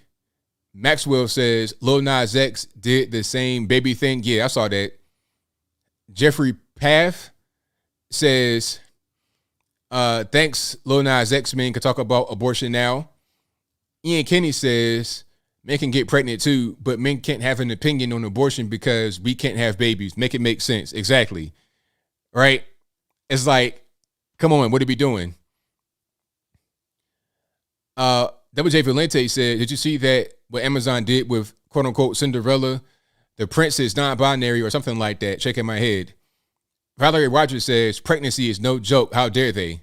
I feel you. I really do. I figured that women would not like that too much, making pregnancy be kind of a mockery. Like it ain't really nothing. All right. So let's get to the calls. Matter of fact, did I get everybody? Thank you to Georgia Peach for the donation. And you are amazing. Ian Kenny says, did you see Jen Psaki tell New York Post White House correspondent it's nobody's business who visit Biden at his home in Delaware? Why is he going there so often? And a visitor's log. Well, he's going back home because he's tired. He wants to go ahead and just, go to the upper room. That's what's happening, really. He doesn't want to be the president. He doesn't want to be in the White House anymore. He wants to be in the comfort of his own basement, eating whatever he wants to eat, tapioca pudding, Jell-O, oatmeal, have that be a wrap. Thank you to Phil James who says, smash that like button. ABL, keep on doing what works for you. And thanks for sharing your time with us. And thank you for that. Appreciate you. Thank you to Liz who says, hi from Iowa, ABL, my 14-year-old son. Joe says hi too. He's a huge fan. Hey, thank you all for supporting. Shout out to you, Liz. And shout out to Joe. Thank you for watching, Joe. I appreciate you, boss. Keep on doing what you do, man. No, I couldn't do it without you, and I'm being serious. Thank you to SpokenBeaver.com who says, do you think the truth will be put down in history books when all this unfolds? You know what? It depends on whose books you read. Thank you to Doja Valente who said, just kind of morbid, but do you know about Chris Benoit? Yeah, but let's not do that right now. That'll just kind of bring the mood down. Thank you to F.A. Ranger Xbox who says, there is a video of a black kid fighting a white cop and the other blacks kicked his butt helping the cop. Awesome. Yeah, I saw that. Yeah, shout out to them. because most people, you see something like that, we're not really going to be, let's just got pure hood rats, but a lot of people, they're not really with all this trying to fight the police and doing ridiculous stuff. Thank you to jalapeno ketchup, who says, I enjoy your program. Thank you for that. Most certainly appreciate you. All right, time for the calls. You guys know what it is. I got Skype open. It's lit. It's working. The number to call is 434-658-1220. Again, 434-658-1220. Let me get to the first call. 661, you're on the line. Who am I speaking to? Hello, this is Brent. All righty, man. What's going on? Just saw a rather disturbing. I got a heck of a echo here. Saw a disturbing video this afternoon about they'd gotten one of the Black Hawk helicopters over in Afghanistan flying. Looked pretty weird because the thing was only about maybe 2 feet off the ground, going sideways. Didn't look like he had, the pilot had a whole lot of control over it, but it was moving. The one person said it looked like a giant weed eater, and I tend to agree with that, but I just find that very disturbing that they were able to get one of those puppies running. Yeah, I mean, it's really unfortunate that we're in a situation like this where they have all that equipment. We pretty much just gave it to them. It was a multi-billion-dollar donation, but here we are. Yeah. It's got to be one of the biggest just bungles of all time. Oh, it's huge. And one of the comments had said, well, it's like a kick in the balls to the military that served in there for 20 years. And I think it was probably one of the military that responded and said, no, it's a whole lot worse than a kick in the balls. Yeah, it's pretty bad. It's really bad. So sad. Just wanted to say, man, I really enjoy your show. 65-year-old Californian and white guy. And you can say stuff that I would never be able to get away with. So it is just really refreshing to catch your program and hear you voice your opinion. And I got to tell you, a lot of your opinions, I'm right in lockstep with you, man. Keep up the good work. Well, thank you for the call, man. Definitely appreciate you. All right. All right. Shout out to the caller. The number to call is 434-658-1220. Let's get to the next call. 309 on the line. Uh-oh. Close to the trigger. Let's get to the next one here. Let's go 786 on the line. Who am I speaking to? Hello, Mr. Anthony Brian Logan. How are you, sir? I'm well. About yourself? Fine, yeah. This is Daryl, Miami. This is the third time I'm calling in. And thank you so much again for taking my call and for certainly providing a service to the American public. Oh, no problem. My pleasure. Yeah. I hope I'm not too off topic, but I saw recently a video clip from Roland Martin's show. He had a young man who I haven't heard from in a few years, C.J. Pearson. Yeah. And the thing about it is the clip that was played later on Newsmax was that they had this, panel there of three liberals, and C.J. Pearson was the one called on who was basically defending conservatism, defending Trump. And the thing about it that got me was they had this old lady, I think her name was Jane Elliott, who was a writer and all, and she started talking to C.J. Pearson in such a way to stop talking like a white person, and that she's wanted him to come to the house and she'll give him quote unquote basically, to put it, paraphrase it, a schooling. And the thing about it is, it seems like Roland Martin's trying to do it as a trend too. With he tried that with that young man that was starting the school in Georgia, and they with C.J. Pearson figure, okay, well, we're going to have a black conservative point of view. We're going to bring on these, these young kids, for lack of better words, and basically thinking that they'll go running home to mama, with these old veterans and all. But it turned out to be just the opposite. Yeah, see, the thing about Roland Martin is that his show is just something that panders to black leftists. They're not really trying to have any kind of other points of view. If you go on there, like I know a guy that goes on Roland Martin's show every week, a conservative guy, for the past 2 years. And the comments about him have not changed in the entire 2 years. So at a certain point, it's like, what's the point in even going on there? They're not trying to hear you out. All they're going to do is insult you. It's pointless. It's dumb. And it's all just to get them some more views on this channel. That's it. It's just make up some money because they kind of enjoy seeing that drama. They're not really trying to become enlightened. Yeah, that's apparently so, but also too, along with Gene Elliott. I mean, it's just really sickening to me more and more. It's I think we see where the real racism is between her, Joe Biden saying to on the Breakfast Club that time, if you don't know whether or not to vote for me or Trump, you ain't black. Chelsea Handler trying to remind her ex-boyfriend 50 Cent to that he's black, so he's supposed to vote Democrat. And it's amazing how, especially in the last year and a half, they've become a lot more brazen about this, a lot more open about this. But at the same time, I guess it's, kind of refreshing to see the truth come out as well. That's right. All right. Appreciate all you do. I'll let you go. I know you got 10 million callers waiting, so. All right. Thank you for the call. Definitely appreciate it. Sure thing. Yeah, Roland Martin's terrible. Like that show, these black leftist shows, they're not really trying to, I'll go on a show where they're trying to hear a different point of view, but they're not trying a different point of view. They want to go in there and try to embarrass you, try to talk over you, not really trying to let you talk. It's just like, has no point. If there's no purpose, people that are watching that show are not going to gravitate toward you. It just ain't going to be that way. It's just like a pointless thing.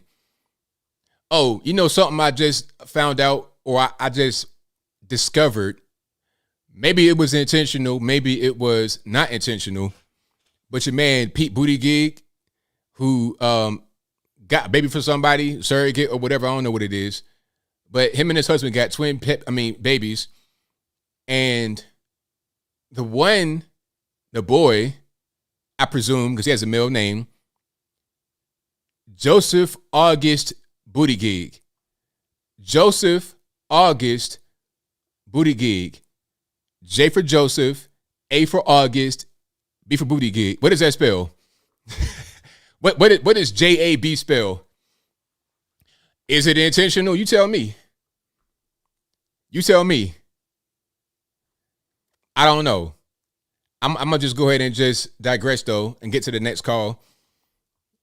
Let's go.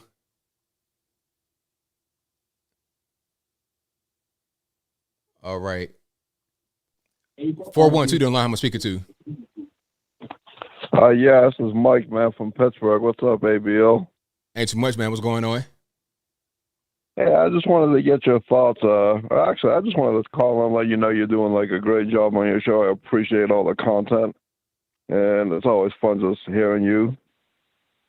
And I just wanted to get your quick opinion. I'm not really too familiar. Like, you think U.S. would be better off with like a prime minister as opposed to like a president?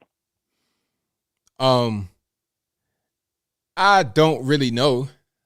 I'm not really sure how that would really work. I'm not sure because the thing about a prime minister is like that's happening right now in UK. They got a prime minister and a president. I just wanted to know your opinion. I mean, no big deal. But anyways, I just want to let you know you're doing a good job on your show, man. I appreciate it. All right. Thank you for the call. All right, man. Bye. Yeah, I mean, when he first said that, I'm thinking, I thought like monarch. I didn't think prime minister. I thought like Queen of England, but obviously that's not the prime minister. The prime minister, what is it? The British Trump lookalike, but not Trump in politics. Boris Johnson. Yeah, you got him as a prime minister, and then you got the Queen as the queen. The royal family. It's like, what do they do? I'm not really sure how a prime minister would be different than the president. Same thing as far as I know. Yeah, prime minister for monarchies, exactly. That's what I thought. I thought that it was about a monarchy. And ain't no king of the United States. if there was going to be a king, like, how you just going to start that? How you going to start having the monarchy in the year 2021 where we can't even agree that a man is a man and a woman is a woman? You know what I mean? That just, it wouldn't make no sense. All right, let's go to a few more here. We got plenty of time, so y'all just hang tight. 808, you're on the line. Who am I speaking to? Yes, hello? Yes, I'd like to talk to Anthony. You're speaking to him right now. What's happening? Oh, Anthony, you're on right now? Okay, I'm looking at you on the computer. Okay, all right. Hold on. Just turn it off for me, please. I'm sorry. Yeah, I'll turn it off. Yeah. Yeah, Anthony, you there? I'm right here. Yeah. Okay, hey, brother. I've talked to you a few times before. I'm the ex-Army soldier out in Washington, and I'm loving your show. Love what you're doing. And I just want to inform you, I have three things I want to tell you about. Jefferson County and Callum counties in Washington State under Governor Inslee have now mandated that you have to show COVID vaccinations to go into restaurants. Otherwise, you have to sit outside. You cannot go into the restaurant anymore. That's how crazy it's gone right now. I can go over the other county, to Kitsap, which is close to me, and go sit in a restaurant and eat. But in Jefferson and Callum counties, you cannot go into a restaurant now without showing COVID papers showing that you're vaccinated. This is the start of socialism, communism. Well, 100%. That's exactly what it is. And it's no real purpose to do it other than getting control, because it's not going to help anything health-wise. It's just all about just having control. If that will happen and nobody pushes back on it, then what else can you do? You do whatever you want for the most part. I agree totally. And I have a good friend who's a restaurant owner, and he's angry about this also. And I even typed up a message, and they sent him to the Jefferson County City Board saying, you don't have the right to dictate what customers I can come into my restaurant. And they're pushing back on this, but this is where it's going in Washington State, just to let you know. It's crazy, 100%. My second thing, Afghanistan media has disappeared on numerous websites or even national newspapers like the New York Times, New York Post. All of a sudden, it's disappeared. It's not a story anymore. I think that we've left citizens, and I served over there. You know that. I served over there. We've left interpreters over there. We've left women and children over there. They're stuck over there. And the media has disappeared on this story on many, I will call them liberal sites, major news sites have disappeared. I see them on Fox News, of course, and Newsmax, but this has disappeared. What do you think about that? Well, I was surprised that it made the news at all as far as mainstream media and leftist media. I was surprised that it was there at all. And I was also surprised that any other leftists said anything negative about it. I figured they would try to spin it and say that it was Trump's fault, which some of them did, but for the most part, that didn't happen. So for it to be in the news as long as what it was, I was surprised. But I'm not surprised now that it's disappeared, because they don't want to keep harping on that too much, because that'll just look worse and worse and worse on Joe Biden, therefore looking worse and worse and worse on them. So, of course, it's intentional because they don't want to look too bad, but at the same time, they don't want to just ignore it and look to be obviously biased as they are. Okay, yeah, Anthony, do you think they can actually push this under the rug, though? I mean, things are going to come out, It's the Taliban. Things are going to come out. I mean, why not? You got the crack. Why not? You have a crack smoking son of the president who was also engaging in some illegal things or some unsavory things over in Ukraine and China, et cetera, allegedly. And that got swept under the rug. There's videotape of him smoking crack and people saw it on your social media, that did not go to the news at all. They dismissed it as Russian propaganda, Eastern Europe. So if they can do that, then why not this? So what's our solution? Do you have a solution for this, Anthony? I mean, I'm a patriot. I'm not a Republican. I am a Republican, but I'm a patriot first. I mean, but what do you want to see done? Like, what's the goal that you want to accomplish? I guess I'm a person that sees justice. It's like, why is our country going to hell? It's like we had a strong military, we had a good economy 3-4 years ago. Now everything's crashing. I'm a federal worker. I can't go out and demonstrate. I'll lose my job. You understand? Yeah. Well, I mean, I don't know. There's things you could do, like speaking up about it, telling people if you got kids, raising them right. I mean, that's kind of a long question, but the main thing is whatever you can do, just do something. You know, everybody has something they could do. Everybody has a role, no matter how big or small. I have a big platform. Some may not have a big platform. You might be able to talk to one person and have them change their perception. Whatever you can do, just try to do that. Don't focus on what you're not able to do. Focus on what you're able to do. That's what I would kind of tell you, to keep a long story short.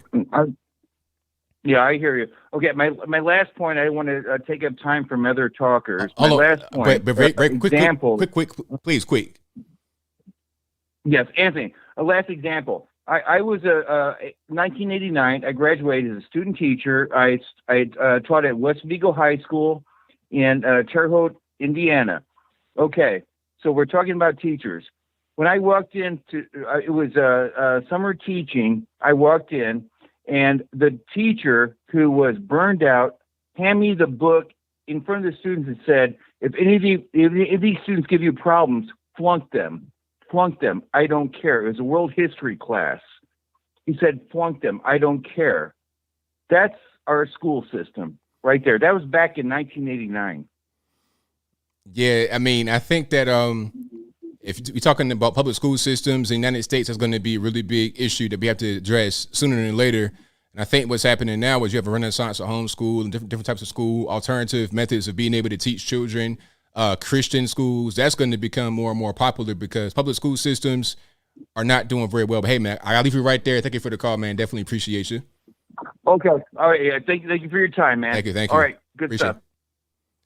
Yeah, like there's a big renaissance right now in homeschooling, Christian schools. Yeah, Baptist, Catholic, all those kind of schools are going up. Private school. Well, some private schools are kind of weird. If you got a good private school, that's good. But you have some woke private schools as well. I think the main thing that the point I want to make is people are taking their lives into their own hands rather than relying upon external forces and other people. People are doing more things themselves. People have more power than they think. They think that sometimes it's not in their power to do anything. They can't do anything, but they can. You have a lot of power because at the end of the day, when you're talking about public school system, private school, or whatever, it's just people, and we're all human beings here. So why can't we make a difference in our own community and our own environment? Why not? All right, let's go to the next one here. Let's go. 912, you're on the line. Who am I speaking to? Hi, ABL. You are speaking with Johanna from Georgia. All righty, what's going on? Hi.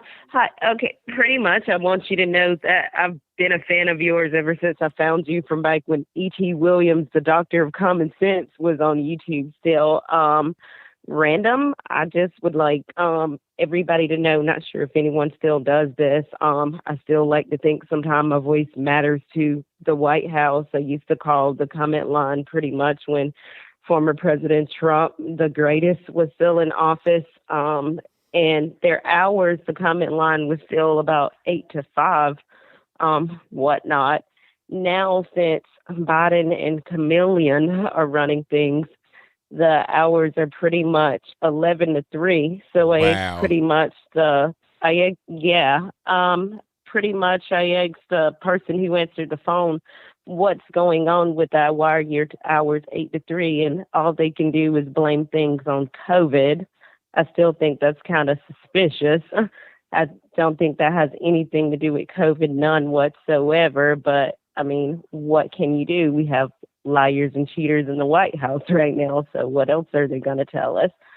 I know you have lots more callers, so I won't take up too much of your time. But before I leave tonight, I would just love the world to know that Candace Owens is my spirit animal. Thank you. You stay blessed. Thanks for what you do, and you have a good night.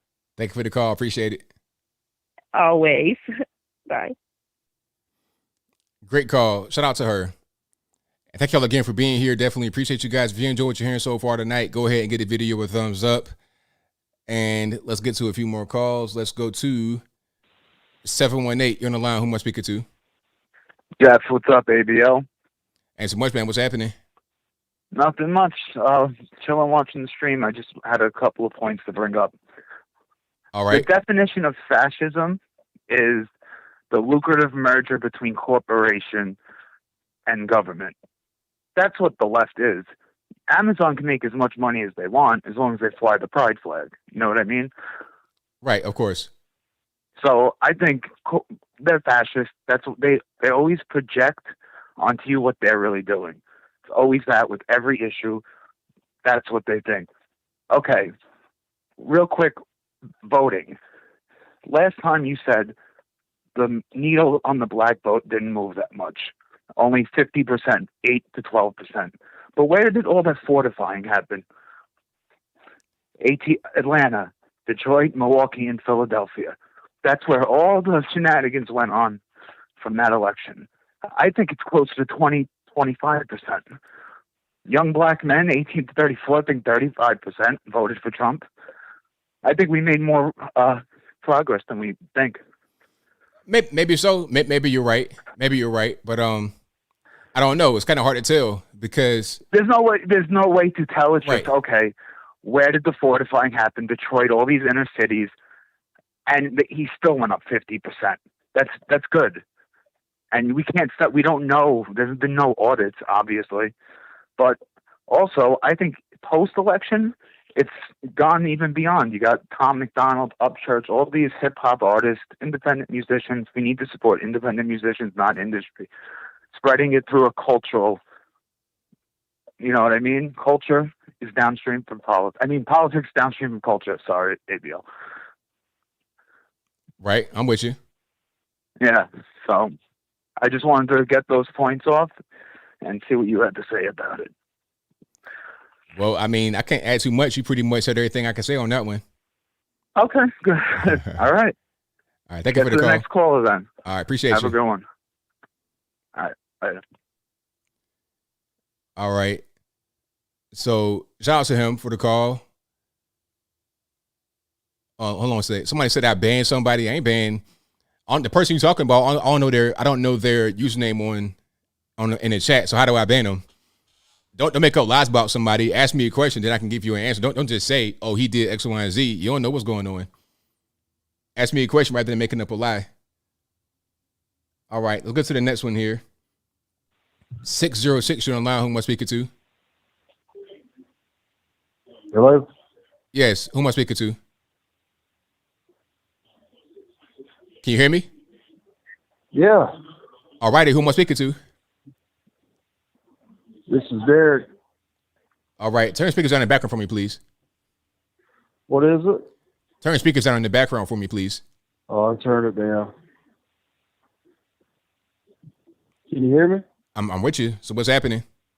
ABL, I just want to say shout out from Kentucky, man. All right, man. I appreciate you for calling in, for sure. And that's it. Thank you for what you do. If I had money, I'd send you some. Oh, it's all good, man. I appreciate you, man. I listen to you every day. Thank you for the support and watching, man. Definitely appreciate you. Kentucky's behind you, man. We love you. Right on, man. Thank you. Thank you. Have a good night. All right. Shout out to the caller. Let's get to a few more here. Let's go. All right. Let's go. 209 on the line. Who am I speaking to? ABL? Yes, indeed. Who am I speaking to? Turn that TV off, please. Hi. Hello. I have a big question to ask you. All righty. Okay, here's the big question. President Trump, I mean, I've been seeing all these other things that I watch with you and Officer Tatum and Candace and Jericho and everybody else out there. And so then I watch these people, and they say Trump's coming back. Do you believe Trump is coming back before 2024? Probably not. No. No, I doubt it. I don't see how. Okay, so I got another question for you, Ben. And yeah, I'm crying because this has got me so upset. But what about us? We the people. Shouldn't we be out there saying, we the people aren't going to take your crap no more, Democrats, because it is domestic. I mean, it's foreign and domestic, right? And they're domestic. So tell me what we're going to do. We got to get them out of there. Well, I mean, the reality is, what I think happened was we got caught kind of with our pants down during the election because they went ahead and did this universal mail-in ballots, and we didn't have the election fortified where we were supposed to have it fortified. They had it fortified, and we didn't. We kind of got caught slipping, as they say. So what we got to do is regroup. 2022, we got midterms coming up. We got to regroup there. We got to make sure that each state has voter integrity, so we don't have things stolen from us, and then go to 2024 and make sure we got everything straight there. And we can't let the foot off the gas. We got to keep on moving forward. You know, in every battle or in every ongoing war, there may be a loss. And if you lose, you regroup and keep going. You can't keep worrying about the loss. You got to keep going. I understand that, but it's not really like a normal war. But ain't no other choice. I mean, we got Americans, the people that helped us in Afghanistan, that we can't even get out. That's not America. I understand, but you know, we got to keep moving forward. We got to keep moving forward and do things correctly. So what would happen? Would I just get totally shut down if I just started a channel like yours and I said something to the effect of, we the people of the United States of America, without getting you in trouble, you know? But basically, we're getting rid of y'all, you guys, because you've been traitors. And we're going after everybody, the CIA, the FBI, everybody that's, you know, betrayed us, basically. Well, I mean, I'm not sure what's going to happen. I don't know. I can't predict what's going to happen if you say certain things. I don't really know. I mean, it all depends. I mean, the way I come at it just from a practical point of view, and I don't really have any problems. Okay, here's one more question. Okay, ABL. All right. Or Anthony, have you ever had any strikes against you? Yeah, but it's nothing. Like, a lot of it is just political because the government comes out and says something, but never anything really serious to where they're gonna take my channel. So for the most part, I'm pretty much Mr. Rogers over here. I don't cuss or anything, so they pretty much leave me alone. I understand that, and I appreciate that because I'm really trying hard to get right with God. But the thing of it is that I figured if you don't got no strikes and I could get my speech, would you play it? Well, I don't know about that, but I mean, I don't mean to cut you right now, but I gotta get some more calls. So just hang in there. We're gonna be all right. Everything's gonna be good. Don't worry yourself too much. All right. All right, Anthony. You take care. Bye bye. All right now. All righty. Let's get to a few more here. And shout out to all the callers. You guys are the best. You guys are fantastic. And I'm not being facetious, but let's get to a few more calls here, shall we? Let's go. All righty, caller. Who am I speaking to? 757? Hey, ABL. This is John from Chesapeake, Virginia. All righty, man. What's going on? I know you still live in Virginia, and No, I'm in Tennessee now, actually. yeah, I know. I know you've been. I don't know whether you've been following our governor's race or not, but I just wanted your opinion on Terry McAuliffe trying to get back in there. I mean, he might be able to do it because of how left Virginia has become because of Northern Virginia. And, you know, Terry McAuliffe, a swamp rat, and a lot of D.C., a lot of Virginia's elections happen in the D.C. area, so they know him from being up there in D.C. He could pretty much just campaign beyond Fredericksburg, and he'll have a good chance of being able to win. They got that guy, Glenn Youngkin. Is that his name? Yeah, Youngkin, yeah. He has no chance, unfortunately. Yeah. Because who is he? You know, you have a guy that has a name in Terry McAuliffe who ran the Hillary Clinton campaign in 2020, who was already the governor against a person who has no name at all and a Republican in the blue state. I don't see how it makes any sense. Yeah, well, you know, I mean, Terry, he's a carpetbagger. I mean, he's not even a Virginian. I don't even know if he ever had another job besides, you know, being ex-governor of Virginia. I mean, right? How that ever happened? You know, I mean, now he's got 10 commercials for you know, for every one that Youngkin puts out. You know, it's just the money involved is crazy. You know, I don't know how they get away with it. It's crazy. Yeah. Well, I appreciate you taking my call there, ABL. Thank you for the call, man. Definitely appreciate it. All right. Great show. All right. Shout out to the caller. Yeah, Terry McAuliffe. The thing about Virginia, if you guys don't know, you cannot run back-to-back gubernatorial campaigns. So Terry McAuliffe was the governor before, and then Ralph Northam came in. Ralph Northam cannot run again because you can't be the governor back-to-back. You can't run back-to-back campaigns. So Terry McAuliffe went and became the mayor of Richmond. So I don't know what he did after. He did some other kind of Northern Virginia, D.C. type job for a while. Now he wants to come back to be the governor again. He could do it. They got the money. He already has a name, already been the governor before, and he could pretty much just run Fredericksburg North from Fredericksburg to Falls Church, Annandale, Alexandria, Woodbridge, and then that's it. And D.C. and Silver Spring too, because a lot of them live in Virginia. And he can win that way, unfortunately. Because the size of the government has gotten so big that the sprawl from D.C. has expanded beyond Maryland and gone across the Potomac to Virginia, to where 1/3 of the population of Virginia is in Northern Virginia, and it's almost 100% blue because all these people that work for the federal government live right there. That's the whole thing. And of course, they're going to want to vote for bigger government because bigger government means more money for them, more jobs for them and their friends and their family and whatnot. That's how that works in Northern Virginia, unfortunately. Let me get to a few more here. Let's go. 910, you're on the line. Who am I speaking to? Hi, my name's David. All righty, what's going on?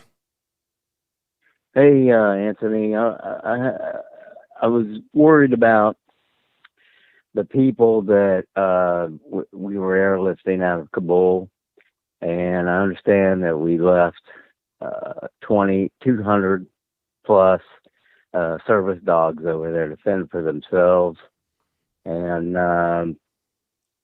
that's kind of heart-wrenching for me and my family, because we love our pets and everything, and according to somebody that I know says that those dogs will probably be killed.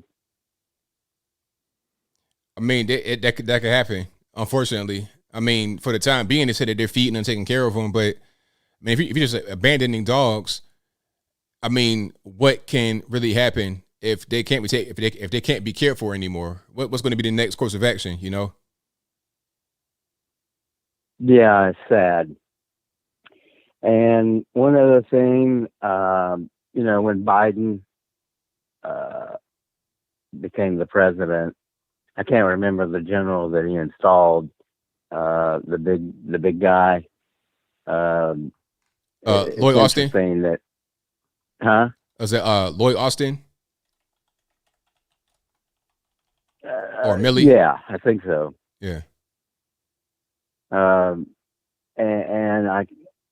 I'm trying to remember. It's been a while, touching on my history, but isn't there something in the Constitution where the military, if they see something going on weirdly, which is what we've been, witnessing this whole 8 months with this administration, that the military could jump in, and I don't know. But he installed this general, and I'm sure he's a Democrat, and he's, I don't know. Yeah, I have no idea. Do you follow me? Yeah, I understand what you're saying, but I just don't know what happened with that. Okay. All right. Thanks. Have a good night. Appreciate it. All right. Shout out to the caller. All right. Let's get to some more here. Let's go. All right. Y'all hang tight. I'm going to get to a few more calls. Y'all blowing the lines up. 804, you're on the line. Who am I speaking to? Hi, this is Beverly in Virginia, Anthony. I'm going to make it super duper quick. First of all, when you showed the picture and everything of the two guys having the jab twins, we're in the middle of this huge pandemic, and you're taking up a hospital bed. Doctors are walking out because they're so exhausted and so on and so forth. But you let two people take up a hospital bed that did not give birth, so mom is somewhere taking up another bed. And then you have everybody come in for this, photo op. Got to be probably 3 or 4 people that are going to be in that room to take a chance on, catching this horrible, horrible virus. And the second thing I was going to say is, as far as Candace goes, shout out to her.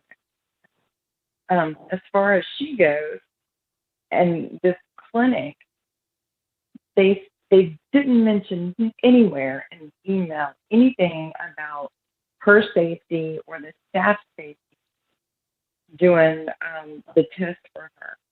Nothing in the email, but yet when you go to do an interview with reporters, it's all about safety. It's crazy. They just twist and turn everything to their advantage is all. But that was it. I just wanted to make those 2 comments. Well, thank you for the call. Definitely appreciate it. Thank you. Have a good night. Bye. All right. Good call. Let's get to a few more. 701, you're on the line. I'm speaking to. Hey, this is Mike. How you doing, man? Everything was all right about yourself? Doing all right, ABL. It's good to talk to you, man. Hey, I just picked you up on YouTube, and I've been watching a lot of your videos. Good to go, man. Number 1, keep up the good work. 2, everybody that's griping about our government needs to be quiet and get out there and do something. Number 1, they need to run for office from school board to Senate and be done with it. Quit griping. Go out there and do something. Get off your asses and work. This constitutional republic was not built by a bunch of whiners. You need to get out there and work. It takes work. You need to sweat and you need to shed blood. And that comes from a veteran. You need to shed blood and sweat to get to a point of success. Enough. I appreciate everybody's opinion, but you got to work. You got to get out there and you got to do your job. Deeds, not words. Deeds, not words. That's all I got to say. Thanks for your time. Thank you for the call. Appreciate it. All right. All righty. Let's get to a few more. The lines are blowing up. Try to get everybody on as soon as possible. 681, your line. Who am I speaking to? Hey, ABL. My name is Sergeant Robert Keaton. Alrighty. What's going on? What's up, man? Couple things I just want to say. I've been watching you for the past couple years. I'm former Army, Marine Corps veteran, retired veteran. Want to let you know that there is major dissension now among all the ranks of every branch. I have friends that actually work at the Pentagon, without naming names. I'm also an Afghan war vet.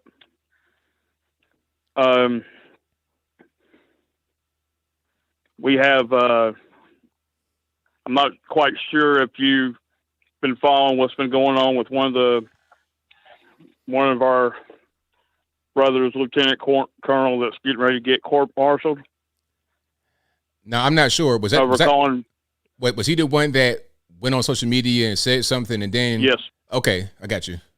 Yes. But this is widespread, and this is the first time in our military that we've had so much dissension, because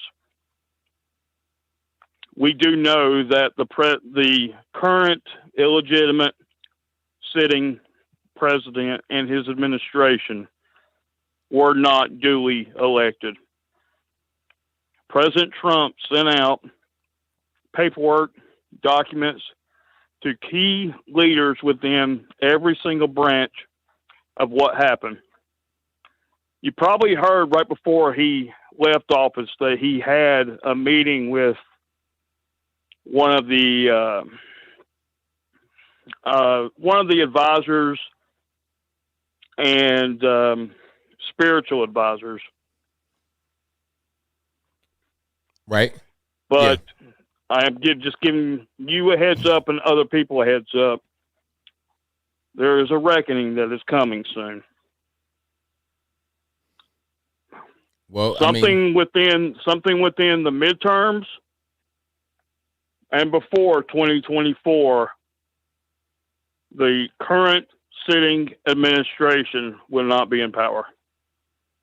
Mm-hmm. It's coming. I'm just, fortunately, I didn't really use my correct name on this call because I do have to protect myself, but it is coming. So the person that we duly elected will be president. But just want to say thank you for everything you do. Every time you do a video or a live stream, I always contribute, and I will continue. But Semper Fi to my Marines. Take care, sir. Thank you for the call. Appreciate it. All right. Hey, you know what? I hear a lot of stuff like that. I hear, just wait. All right. I mean, you know what? Check it out. If it happens, it happens. But I'm not gonna hold my breath. I've heard that kind of stuff for a long time. So I don't know. I don't believe anything anybody says. I always be like, all right. It's kind of like when I was a younger man and I was, in the street doing business, nothing illegal, but I'll just be out there. And people would say things. They'd be like, all right, man, I'm going to come back on you. I'm going to come back. Like, all right, we'll see. If you're ready, let me know. That was always my go-to phrase. If you're ready, let me know. Give me a call whenever you're ready. Let's work. And 80% of the time they didn't call. So I never really waited on them. My point is, I'm not going to sit here and wait by the phone for an event to happen. In the meantime, I'm going to do whatever I got to do to get from point A to point B, things that I can control, things that I can do. I know that I can lobby my local government to make sure that the elections are secure. I know my local governance here in this area. I know them. They know who I am. They know my face and my name. I know police officers, firefighters, local reps, state reps. I met the governor a few times. I done met senators. That's what I'm focused on. Things that I can have some kind of impact on, at least a little bit. Worrying about Trump coming back, I can't control that. I can't do nothing about that. All right. All righty, Matt, what's going on? ABL, what's up, man? And not too much. Hey, I don't mean to disagree with you, man. On the midterms are in 2022, man. Like, that's a long time away. 1 year, it'd be before you know it. Yeah, well, that sergeant that called in is right. I told you a few times that, you know, the definition of failed state is a contested election, and usually the generals and the military end up deciding who's president. But I mean, I've seen this coming, man. Like the back in 2003, I refused anthrax. I was one of 60 people that refused anthrax, the shot and stuff. And the deep state stuff that I saw at the time. So my attorney's name was a guy by the name of Mark Zaid. He's a big time Washington D.C. attorney right now. You know, I didn't know much about him at the time, but apparently he was the whistleblower for the Ukraine phone calls lawyer, like the guy that you shall not name. He was his lawyer, but he's also like into all kinds of stuff that, you know, I don't want to digress too much into it, but the deep state is real. That's why all these leakers, you know, when Trump was commander in chief, you know, you got these college educated officers that were write open letters and give them to the press about how Trump was handling it on a destroyer ship, you know. But then you've got like just these absolute complete folly on part of this feckless president that we have right now, and most of these officers are kind of, you know, they're tight-lipped about it. So a little bit of like an officer versus enlisted people divide for the most part, and you're going to see it's going to be like these old fives and unders are going to basically say, we're not going to do what you tell you. I'm the commander of this tank battalion, and they're literally going to say, hey, figure this out. And some of the stuff that's going to cause this is exactly what Ron Paul was talking about for years. And so the foreign policy in the Middle East, taking over a country, the Mujahideen, the Northern Alliance, we armed those wackos. They went to the Saudi Arabians and said to the Saudi Arabians, hey, we'd like to be your personal security against Iran. So basically they wanted to create a national army on the peninsula. The Saudi king and prince said, no, we've got these Americans over here. We built up 6 bases. I helped close one of them down called PSAB. They ended up hitting our towers, the Saudi Arabians did. And then we closed their bases. We did exactly what the terrorists want. And now the Chinese are moving in, and they're basically going to undo OPEC. And is that all this money that we have over there to basically finance OPEC. So in other words, like if you're going to buy oil, you got to buy it in dollars. And you can't buy it in rubles, you can't buy it in gold, you can't buy it in the euro. That they're going to have like a yuan version of the OPEC over there, and it's going to be backed by the damn Chinese and whoever the hell is in control of Afghanistan within the year. I mean, if you think a year is a long time, or not long ago, I mean, they took over Afghanistan like in 5 days. If OPEC is undone, all those dollars come flooding back here, and we are destroyed from within because of our economic inability to give people a retirement, their free college education, you know, we're even denying them healthcare like ivermectin and stuff like that. That we are going to be completely undone from within by our own people, and there's going to be a damn thing to do about it. So like, it's not going to be done through the polls. It's going to be done through hunkering down, buying some gold and silver, making sure you got bullets in your gun, and making sure you got find some people. There's a good source of food. There's plenty that can be done in the meantime. But I don't know how much more has to happen before people are kind of going to deny that there's a revolution that's upon us. I mean, I'm sponsoring people from Venezuela right now, like their visas and stuff for my job. And the stories that they're telling, it's happening here. It's happening here. Definitely happening here. So sorry to rant, but man, everybody's got to wake up. All right, we'll see about that. You know, I mean, like let's see what happens. Let's see what's going on this time, 2022, next year. We'll see what's going on. Yeah, if we make it that long, I guess that's what I'm trying to say. And I don't trust that there've been. Can you think of election reform that's been installed since the last election? Yeah, it had one in Texas just now. That's why the Democrats left. They just did it in Texas. Like, they're requiring an ID. They did a lot of reforms in Texas, Tennessee, Georgia, all over the U.S. in different states. There, state after state so that's a great point. They're doing that. So in Washington State, where I'm at, I'm just some moron still living in Seattle. I don't know why. But dude, they're 100% mail-in ballot here. They're never going back. We were early adopters, and the moment. Check it out though. You think that you think that Washington State is going to go red? You think it's going to happen anytime soon? Washington State wants to split in two. But the question is, do you think Washington State is going to go red anytime soon? I'm talking about the way it is right now, not split up, not balkanized, just the way it is right now. You think it's going to go red anytime soon? What's going to happen is that if a state like Texas challenges Washington State's electoral votes because of what has patently been observed to be election fraud, Washington State could secede from us just as easy as Texas could secede from us. And I think that tested election and who, like your prior caller said, like who's going to decide who's president is going to be the damn military and it's going to be states' rights people. There's going to be some sort of attack of some kind. Like January 6th is what they're going to try to create something like that. I got you. Is going to cause someone like California to say, you know what, we're taking everybody's guns. And it's going to be something like in Texas, where Texas says, no more abortions, people. And those sort of wedge issues is going to really come into the fold, and it's going to completely split us up. And then you combine. We'll see. I don't mean to cut you, but we kind of getting long. So I got a lot more calls on the line. Yeah, I appreciate you, man. Yeah. Thank you for the call, man. Appreciate it. Yeah.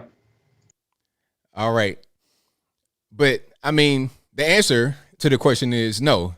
Washington State is not going red anytime soon.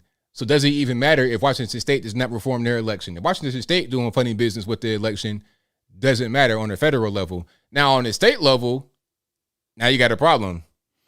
But handle that on the state level. On the national level, it's only gonna make a difference in the battleground states. That's just the reality. I mean, we dealing with reality. Let's talk about reality. That's where it really matters. Texas has now become a battleground state to a certain extent. If you keep having the Californians infiltrating in Austin and whatnot, it's going to be a battleground state. So when Texas, that's why you had this whole big thing where they left and tried to flee D.C. and talk about we're going to get arrested because they're trying to block the voter integrity from going through. Why? Because they know that a way for them to be able to succeed on the left in Texas is by what? You guys know what it is. I won't say it because, hey, I don't know nothing. I'm just a guy on the internet talking, but I don't know anything. I have no idea of what's going on. But let's keep on going. The number to call is 434-658-1220. Somebody says, so don't try because the state is blue. I'm not saying don't try. Sure, you could try, but the question is, I mean, I'm dealing with practicality. You can attempt to get voter integrity laws passed in Washington State, but truthfully, in your mind, in your heart, is it going to matter for the federal election? The answer is no. Just stop lying. Why lie? Washington State has long been lost. Long been lost. Look at Free Out of Washington. You could smoke crack and be sponsored by the government in Seattle. You could smoke crack and be sponsored by. You worried about the election, the federal election? You need to be worried about Main Street in your local town in Washington State. See what I'm saying? Like we're kind of like not focused on the right thing, in my opinion. But I digress. Let's go. 309 online. Who am I speaking to? This is Johnny. All righty, what's going on? I wanted to get your thoughts on school indoctrination of children. How common do you think that is? I mean, across the country. I don't know. That's a good question. I think that in a lot of these really, really far leftist states, it's probably more common than in the more red states and definitely in the cities. So even if you're in the red state, like prime example where I am in Tennessee, the county voted 50-50 Democrat Republican. So it's pretty much split, and we're in a conservative place as far as the state is concerned. Once you leave the county, it's pretty much all red. And we went Trump in 2020. But some of the inter-city schools, they can teach some of the stuff, but not as bad as like LA or somewhere like that, California, where they're talking about you could be 5 years old and a transgender. So I think the further left you go as far as where you live is going to get worse. But I think a certain level of it exists everywhere in public school if you have any kind of liberalism in the place that you live. But if you're in a more conservative place, it's probably not a big issue. Jesus. Okay, next question for you is how much at risk do you think the U.S. is of being taken over by communism? I'm not sure about being taken over by communism. I think that there are places in the country that are adopting the kind of communist kind of local government, if that makes any sense. Like left coast, they pretty much have gotten there. Not quite, because you still have some control from the federales, but I think that some state governments, they're trying to go there. But I'm not sure that it will take over the entire U.S. I think there's a push to have that happen because they want to brainwash the children with stuff like critical race theory. So when they grow up, they'll be part of the pool that would be those that go to D.C. as staffers and as senators, congressmen, president, vice president, et cetera, et cetera. They're trying to brainwash them. So when they get to be adults and get in power, they'll place communism because it's all they know. That's how they've been trained their whole life. So I think it's an effort to make that happen. But if we can fight against it now, we'll be able to kind of stop it, nip it in the bud. Okay. How many immigrants do you think that Biden has just shipped into the U.S.? I mean, there's the immigrants that were on the southern border from Mexico. I think the Afghans. I heard some from Honduras. How many total do you think are going into the country? Millions. Probably in the single digit millions. Yeah. I mean, because just from Afghanistan alone, maybe 100,000, 50,000, 20. I mean, probably in the six figures. Just from Afghanistan alone. Whether it be I think they said it was 200,000. Probably so. I believe that. Afghan. Yeah, I believe that. And then the southern border being wide open, they're not only coming from Mexico, they come from all over the world. Africa, Asia, Europe, Australia, everywhere. Because it's easy to go there. It's easier just to come through the southern border illegally than it is to try and get a visa and do all this, that, and the third. Come in illegally, you get a free flight to wherever you want to go. Spend a day or two under a bridge, and you go to wherever you want to go. He's not vetting them either, so he don't know which ones are terrorists or could be anybody. Unleashed prison criminals. He's just anybody. Yep, it could be somebody with a crazy record. They could have been a serial killer when they in their original country. They could be a child predator. Who knows? It could be anybody. What do you think's the likelihood of another civil war happening in the U.S. in, like, say, the next decade? I don't think so, because I think most people are not really about that type of action. I don't think that will really happen as far as a civil war.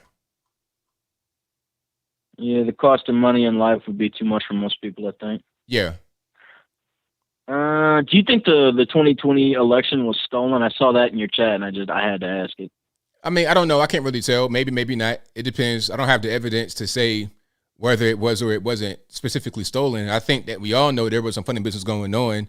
Now, to what extent that it impacted the election, I can't say for certain because I don't have the evidence. I think that there should have been a more rigorous investigation. I feel like they just said, okay, we looked at it. It's like if you ever seen that GIF of that guy, the security guy at the front, checking people, barely touching them, just letting them through. That was the extent of the investigation into the election. So I think if there was a true investigation, they may find more than what they did.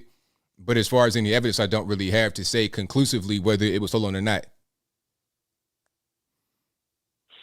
Okay. Now, I saw this on Tucker Carlson tonight. We waged a war for 20 years and basically made the opposite of progress. So I got to ask a question. How effective do you think the U.S. military really is? Well, I mean, it all depends on what the purpose was. It all depends on what the goal was. I mean, was the goal to defeat the enemy, or was the goal to just arm another? I think what it became was not to defeat the enemy, but to try a nation build.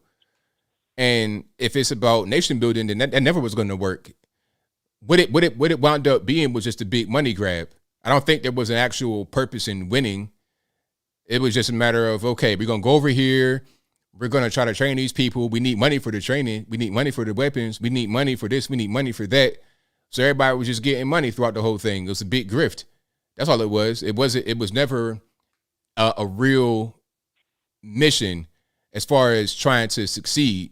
To those who were on the ground and lost their lives and got injured and lost friends, it was very real. So I don't want to make that be a thing that I say and disrespect people, but I'm talking about from the federal government. It was never really a mission that had the intention of winning, in my opinion.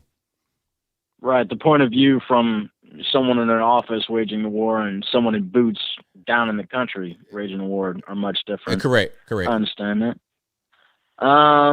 All right, but how bad do you think we can't. Hold on, caller. I have to. Yeah, go ahead. I got to cut you right here. I got more calls on the line. But thank you for the call, man. Definitely appreciate you. All right. I understand you. Thank you for taking some time for me, man. Bye. All right, now. All right, shout out to the caller. But yeah, that's nation building. It's just trying to get money. And it was never going to be a nation built because Afghanistan really was never really a country.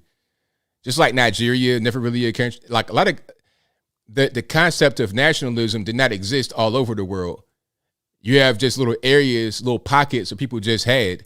Just like Australia, the Aboriginals were there before the Europeans came, but it was never a nation before the Europeans came. It was just a bunch of different tribes that would control a piece of the island or the continent, whatever you want to call it.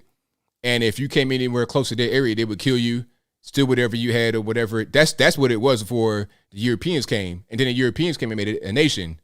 But before that, it wasn't that. Same thing with Afghanistan. Afghanistan was not, it's not really a nation. It's just kind of an area where they kind of section it off. And you got different tribes and ethnic groups, and it's just like Nigeria. All right, let's go to the next one here. 956 on the line. Who am I speaking to? ABL, this is Broken Tex, man. Coming at you from Texas. All righty, man. What's going on? Hey, bro, I just wanted to make a comment about the Hunter Biden email leaks. It's obvious that these weren't leaks. The leak part of it is or he was hacked. That part of it is obviously spin. What I think happened is he was drugged and he ran into a honeypot situation, and they recorded him, obviously. I don't know if you've seen some of those videos where he's admitting that the Russians have dirt on him. They have videos of him doing, quote, crazy, explicit word, sex with people. I don't know if you've heard anything about that. I think I saw something about that, but I didn't really look into it too much. Right, yeah. I understand why, it's, people are shunned instantly when you bring up that topic, but I just wanted to say that this kind of stuff happens all the time. And who records themselves giving their deepest, darkest secrets to a prostitute? Everyone knows you pay a prostitute to leave, not for you to break down and give her all your super secrets. You know what I mean? Well, I mean, you know what? The thing about it is we're trying to assign rationalism to a crackhead. That's not really what crackheads do. Crackheads do irrational things, you know? That's true. That's a good point. One more thing. I don't know if I'm sure you've seen the picture of him asleep, passed out in a bed with a crack pipe in his mouth. I did. Okay. Who goes to sleep smoking crack? Crackheads. Obviously, like I said. Listen to me now. You giving crackheads a little bit too much credit. Because okay. because you go up, but you also crash. It's just like if you drink too much of a energy drink, what a Red Bull or whatever that is, you go up real high, but you come down real high too. You come down real hard too. All right, I understand that. Good point. But how did they get that picture? How did he take a picture of himself, upload it onto his iCloud in that position, asleep, passed out? He's obviously being blackmailed. The Biden administration is obviously being blackmailed. And there's no doubt about it in my mind. I mean, it don't even make a difference at the end of the day. If you smoke crack, you smoke crack. Then like it was going to come out regardless. Like it wasn't even a secret. He got discharged. He got discharged from the military, dishonorable because he was a crackhead. So it's not even a secret. So if you get caught with the crack in your mouth or you don't, it doesn't matter because everybody knows it's the same. Valid point. All right, man. Thank you very much. I appreciate you answering the call, and I appreciate what you're doing. All right, thank you for the call. Appreciate you. Yeah, I mean, crackheads. We can't assign rational behavior to crackheads. You just can't. I mean, they do things like that because maybe he had been up for about 4 days smoking, and then he tried to beam up one more time, and couldn't. At that point he was asleep. You see what I'm saying? Richard Pryor brought himself up with the pipe because Richard Pryor set himself on fire while trying to smoke crack. Oh, why would you do that? You shouldn't set your own self on fire. Well, when you're on drugs, you do things that don't make any sense now, don't you? All right. This is why you have, like, you go to San Francisco, you're going to see quite a few things like that. I saw a man who put a whole jar of peanut butter on his head, like entirely. Every inch of his face was covered with peanut butter. Why would you do that? You're going to be sticky. It's going to be flies on you. He's on drugs. Ask him why he wants to do drugs. Ask him why he's on drugs and while he's on drugs and try to get a rational answer. And now, if you can't get a rational answer for that, you're not going to get rational behavior when he's on them. You understand? This is why I say that drugs are bad. But I digress. 602, you're on the line. Who am I speaking to? Hey, ABL, it's Steven from Arizona again. How you doing? I'm all right. About yourself? Pretty good. All right, so last time or a couple times ago, I was talking to you about holding people accountable and stuff. And I was also trying to remember, like, who else I should name. But I think Barack Obama is a real funny name. Do you remember when he said, after this election, I'll have more leverage or whatever? Yeah, I do remember that. You were speaking to, what was that, Vladimir Putin? Yeah, like his vice president, basically. Right. So what do you think, like, because he doesn't really, well, as far as we know, doesn't have influence on anything, you know? Well, I mean, what you mean as far as what? As far as Obama? Like, what's your question? Like, what do you think he meant by after this, I'll have more flexibility, like in the media, politics, or abroad? I don't really know. Probably just in general. I'm not sure what the specific thing he was referring to was, but right. I think that he was definitely trying to make it seem like he could do more as far as helping them, having leverage, than he could do at that particular point. And the Russians too, with everything that was going on, like during that election, you know what I mean? Like, you would think Democrats even would be like, oh, or even people who back the Democrats would have looked at that and been like, well, why did bringing it up to us? I forget about that a lot, like, right, to tell people. And then Maxine Waters, when she was saying to get in people's faces and stuff, you know, like a lot of these things, I mean, I don't know if you could take them to jail, but they could definitely be stripped of their seats because they do it like during the Congress trials and stuff too. They'll be like, you know, oh, you guys, some of you are racist. And then the Congress people are like, you guys just defamed everybody up here. And we're telling you that this guy's lying because it's in his statement.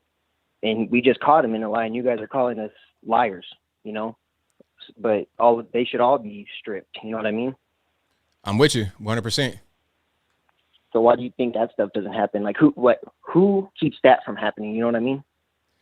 Well, there's a lot of people in the federal government that don't want things like that to happen. You know, they've been there for a very long time, beyond presidents, beyond senators, congressmen. They've been there a long time. So that could be what it is. I guess you could call that the deep state, but really It's the people that have been in D.C. for a long time. The people that live in Virginia, Maryland, have been there for many, many years. And then everything is going, because I heard you talking to a caller earlier about like why they might be giving weapons to people, and I kind of think of these as not false flags because they're real, but like, I mean, I don't even know if you could call 20 years a false flag, but like I remember in Benghazi, weren't the people that we were hiring to protect us the people that ended up shooting up Benghazi? I don't know the specifics of that, but I think that sounds about right. Okay, because I watch those trials a lot and stuff. I kind of sounds like I'm living in the past, but it's because it's like, dude, like you can hear it. They're lying. You know, Hillary's fumbling on her statements, laughing at people and stuff. You know, Biden's checking his watch. And then if you want to hold somebody accountable, like when people are talking about different race things and stuff, he went to, what's that guy's name? And he was in the KKK and basically died in it and stuff. Yes. So I was just like, man, I don't know if people ignore that like purposely, or if it's just like it goes over their head. They never heard of it. But, and then another guy, have you heard of George Soros? Have you done any searching into him? Of course I have. What do you know about him? If you don't mind me asking. That's a broad question. That's like asking me what I know about Nancy Pelosi. That's a broad question. I know that he's, okay, I know basically he's a disruptor and got a lot of money. Okay. Do you know if he has any connections to like Obama and Hillary? Because those two kind of seem like figureheads in the background of stuff. I mean, they're not anywhere now, you know, unless the media puts them out, and it's like very brief, which is kind of weird. You know what I mean? The thing about the thing about George, what's my man's George Soros? The thing about him is that he's just a big money guy, and a lot of guys have money just like that. So he's one guy that is able to, he's visible. You could point a finger at him. And I'm not saying that he's innocent, but it's a lot of guys like that. I mean, Bill Gates is probably worse than George Soros, actually. A lot of guys. I was going to say his name. Yeah, a lot of guys are kind of involved with it because they have their vision of what they want the world to be. And they got people around them that want the same thing. And then you have a bunch of kind of nefarious purposes, people that think that there's overpopulation and they want to have fewer people on the planet. So that's a really, really deep rabbit hole that we could talk about for a whole documentary. And one last question, because I know I probably only got time for one more. Did you see the NBC interview with Bill Gates that Alex Jones said to watch, where the lady's like, your vaccine or medicine's causing problems, you know, like wherever your thing is being, I'm sorry, I don't remember all the details, but, and then they show videos, I don't know if it's from the same time period, but people are like growing extra feet and extra toes and extra hands in their heads, and you're like, what? You know what I mean? So why do you think they're even letting him do that if stuff's out there? I mean, it speaks to what you said earlier. It's just deep state. But like, that's what I'm saying. Like, who has the law? I mean, again, we asking really deep questions that probably can't get answered at night, man. But thank you for your call. Definitely appreciate you. All right. Appreciate you too. Bye. All right, now. Shout out to the caller. Yeah, it's crazy. Like, these big money guys, they kind of float above the law, or at least they think they do. And a lot of times they do. I mean, if they don't, I can't tell. Thank y'all again for being here. You guys are the best audience on the internet. So if you enjoy what you're hearing so far, go ahead and get the video a thumbs up. 760, you're on the line. Who am I speaking to? Hey, Anthony, it's Bill. All righty, what's happening? First, for the people in the comments, I'm not drunk. It's just the way I am. Okay. Let's just talk about what's happening. Yeah. Not much gets by you. There was a black kid that went into a drugstore and asked if this was the vax that he was going to get. And when the lady said, yeah, he snatched it and went out the store. And they were saying, you can't take that. It's not yours. And he said, well, you just told me it was. And he said he was going to go get it tested. I keep asking people if anyone else has seen that video. It was about 6 months ago, and nobody has. Have you ever heard or seen that video? Or know whatever became of the guy? I've never seen that video before, and I've never heard about it, so I have no clue. I like to look into it. So he said he was going to go test it to see what it was, what was in it. Yeah, he snatched it off the little table, and as he was walking out, somebody was filming him, and he says, I'm going to go get this tested. and they were saying, call the police, don't let him get out of here. And he says, you just told me it was my vax. If it's my vax, I'm taking it. So, I just wonder if he's doing like you say, big rocks, little rocks. We'll never hear from him again. But I keep asking people. Nobody's heard about it. Nobody's seen it. Thought maybe you have, because you get around or, have access to a lot of things. So yeah, that's kind of how it went down. Yeah, I've not seen that, but I like to take a look into it and see what's going on. Okie doke. Thanks. Thank you for the call. All right. Shout out to the caller. We got quite a few more. I'm gonna try to get to everybody as soon as I can. I'm just hanging tight. Let's go to 903. You're on the line. Who am I speaking to? Yeah, that's a lot of things. Hey, That's kind of I wanted to call about in reference to Buttigieg and his partner and the baby. That's right. When children are adopted, the adoptive parents do get a bedroom like that because usually they'll put the baby straight on the mother's chest with no clothes on, the adoptive mother, so they can start bonding. So what they did was exactly what an adoption agency does. They both get a room in the hospital. They get to bond for like 24 hours, depending on what state they're in, can depend on what time they can actually walk out of the hospital with the new baby. Well, they both got clothes on, and they're not women. So is it the same thing with men? I'm assuming that's what they're trying to pull, because it's usually the new mother and father for the adoption. But since they're both male, they're giving them the same privilege that they give a man and a woman, I guess. But they do that when you have an adoption. You get a hospital room right down the hall from the birthing mother, and you get to keep the baby for the first 24 hours, and then depending on what state, sometimes it's 48, sometimes it's less, sometimes it's more before you get to leave the hospital with the baby. Okay, I see. Interesting. But it's repulsive that... Right. There we go. I'm sorry. In my opinion, it's repulsive when it's two men or if it's two women. That's not the purpose. Right. I mean, it's real simple. Man and woman. Simple, easy breezy. Just like it says in Genesis. That's right. So thank you. I just wanted to call. That's what they actually do for adoptions. All right. Well, I'm glad I got the information. Thank you for the call. You're welcome. Have a good evening. Bye. All right now. Wait, I had no idea. So learn something every day. But I wonder how it is with two men. Do they do that normally, or with two women? Oh, and to that picture I showed you guys earlier with the guy with the stuff on his face, that was peanut butter. That goes back to what I was talking about earlier, where we're trying to rationalize crackheads. I've been around crackheads before. I had an uncle that was a crackhead. And I lived in the house with him before. So, you know what I'm saying? I've seen some stuff. I done seen some things and some stuff. But, and so this right here is peanut butter. It's a jar of peanut butter right there on the ground. Matter of fact, let me zoom out. I was not on the ground, it's like on the bench. See the jar right there on the bottom left-hand corner? So he took some Skippy and put it all over his face, hair and everything. Every square inch of his face is covered. Eyes, nose, mouth, all of that.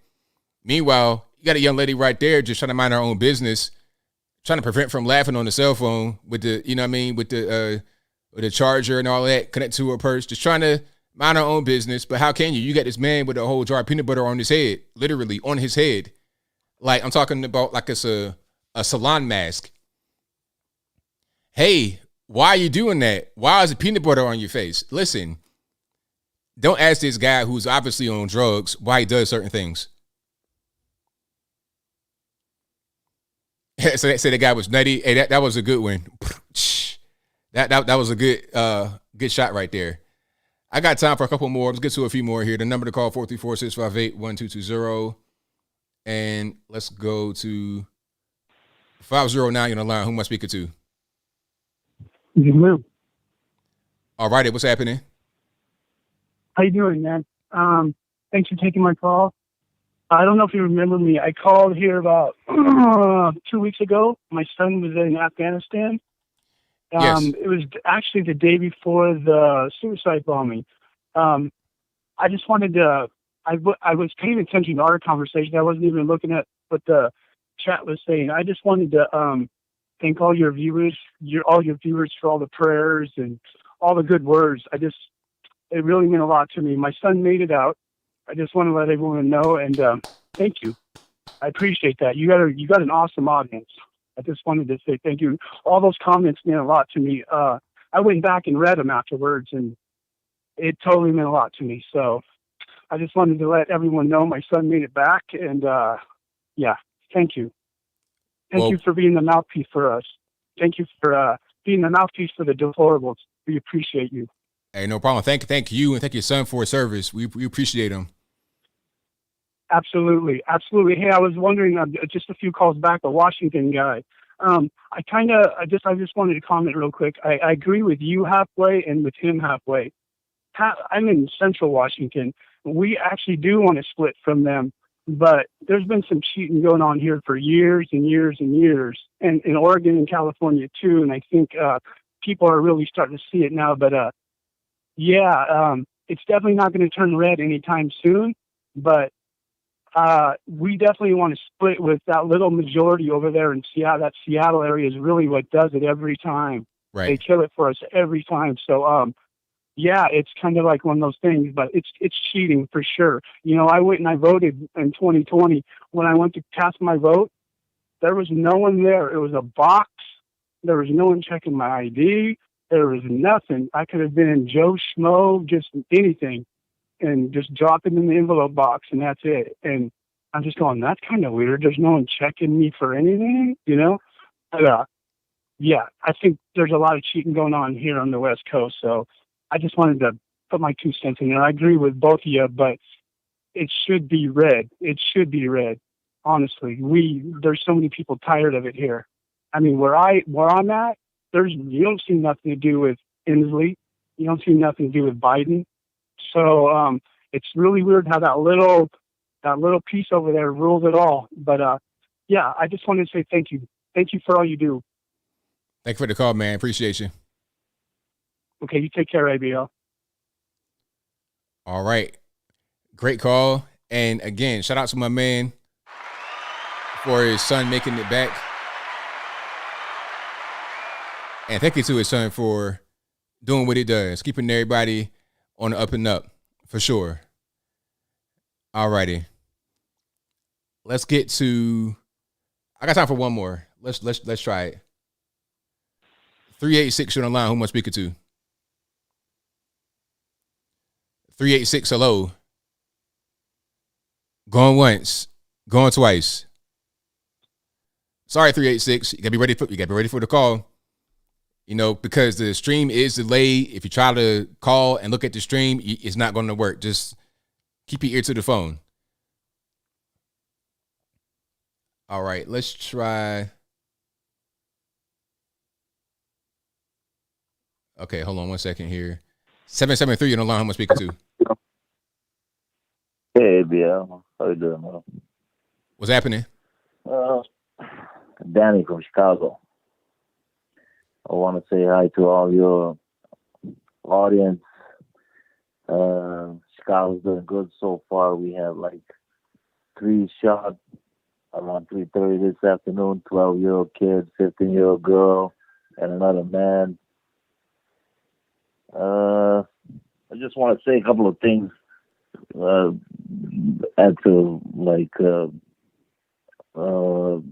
this stuff that's going on with the schools. I just want to tell the people to go and search for blood tax. That's something that used to be under Ottoman Empire, that they were doing, taking kids away from people and changing basically everything out of those kids. Religion, parents, language, everything. So that's what happens here now in the United States. But like a little modern version of that. But it's basically it's the same purpose, the same thing. So I just want to let people know to think about that, and I think it's about time that we need to do something about that. All right, thanks. Thank you for the call. All righty. I think that'll be a wrap. Thank y'all for being here. Definitely appreciate you guys. If you couldn't get on tonight, it's not my fault. You got to blame the white man because it ain't my fault. Yeah, you guys have been great tonight as always. Shout out to all the mods for keeping them trolls in check.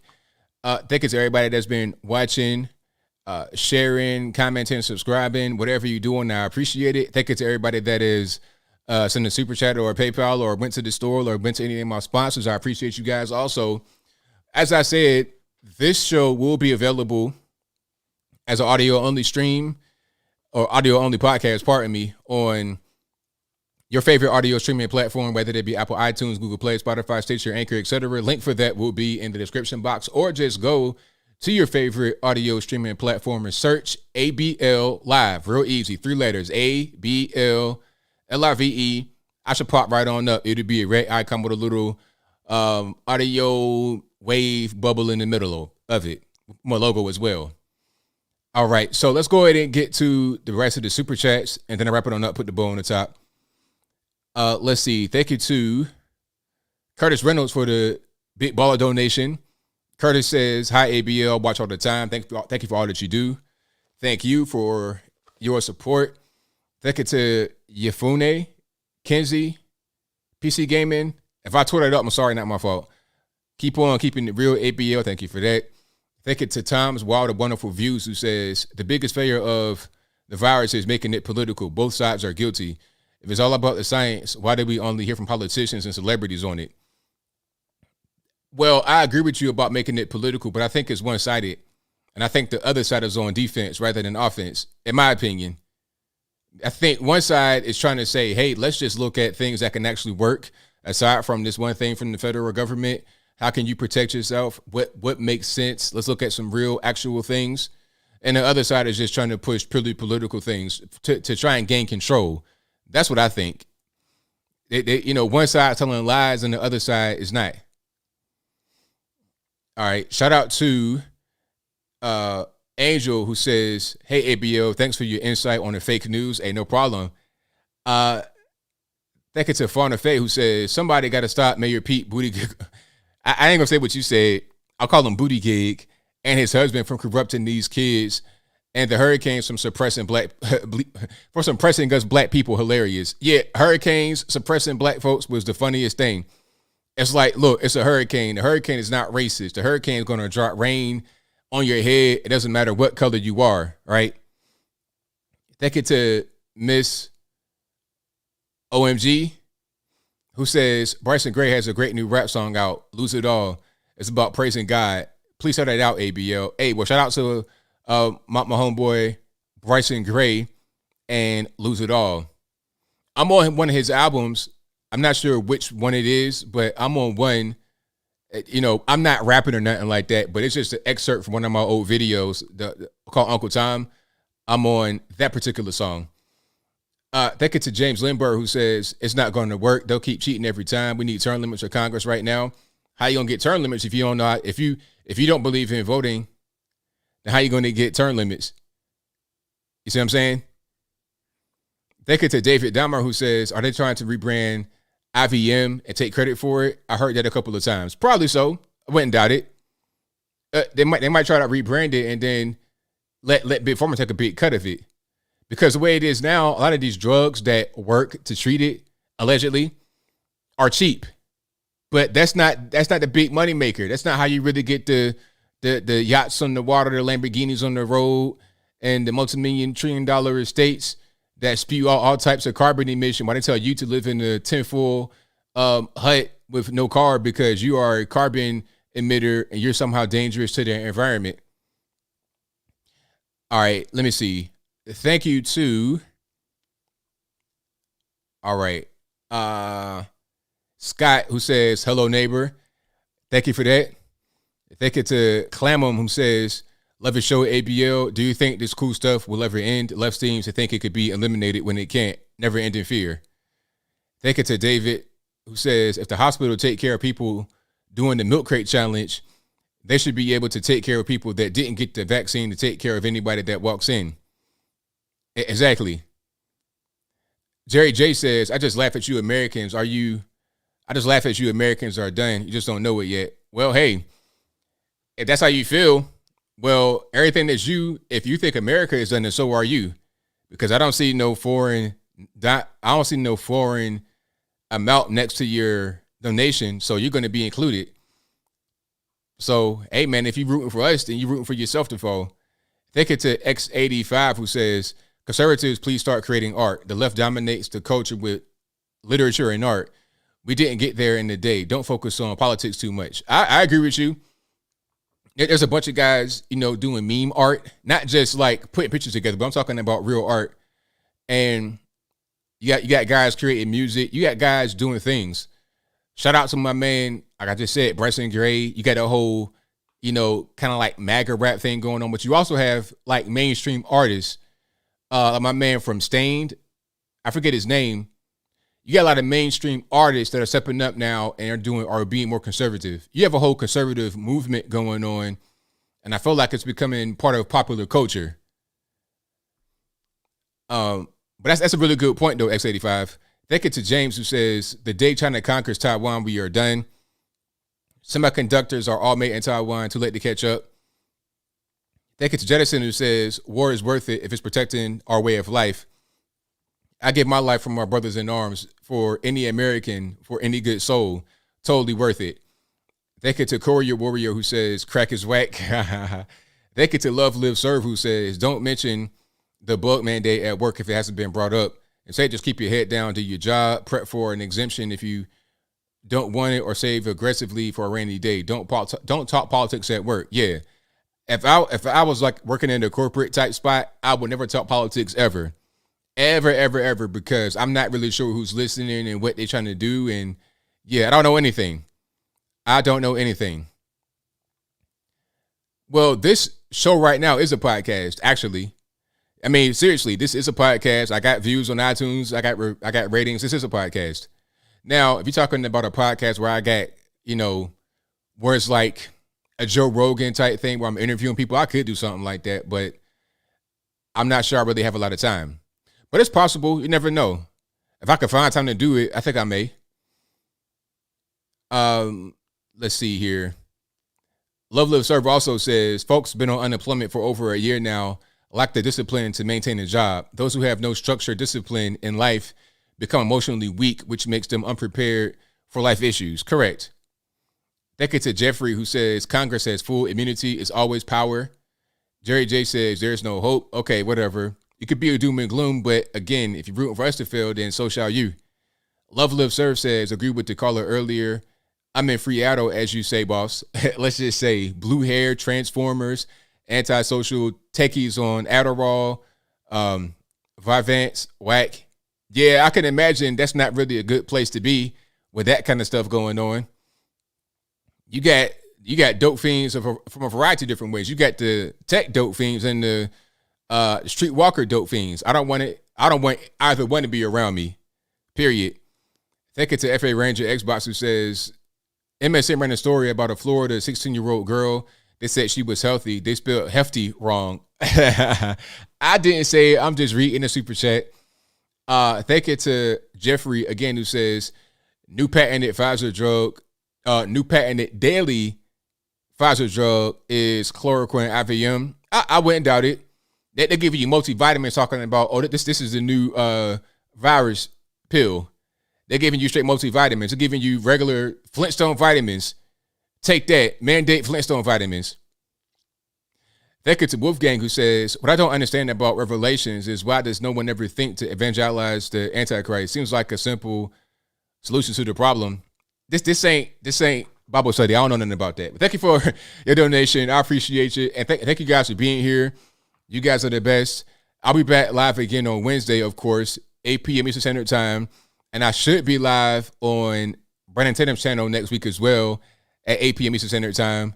So I'll see y'all there also on the pre-recorded videos, Monday through Saturday. I try to put out much as I can. If you guys have any news tips or whatever, nothing weird, send it to me. My email and my snail mail is on my website, anthonyblogan.com. And my email is contact@anthonyblogan.com. Again, contact@anthonyblogan.com. But, hold on, let me get myself prepared. But until next time, y'all be safe. I'm out. And peace.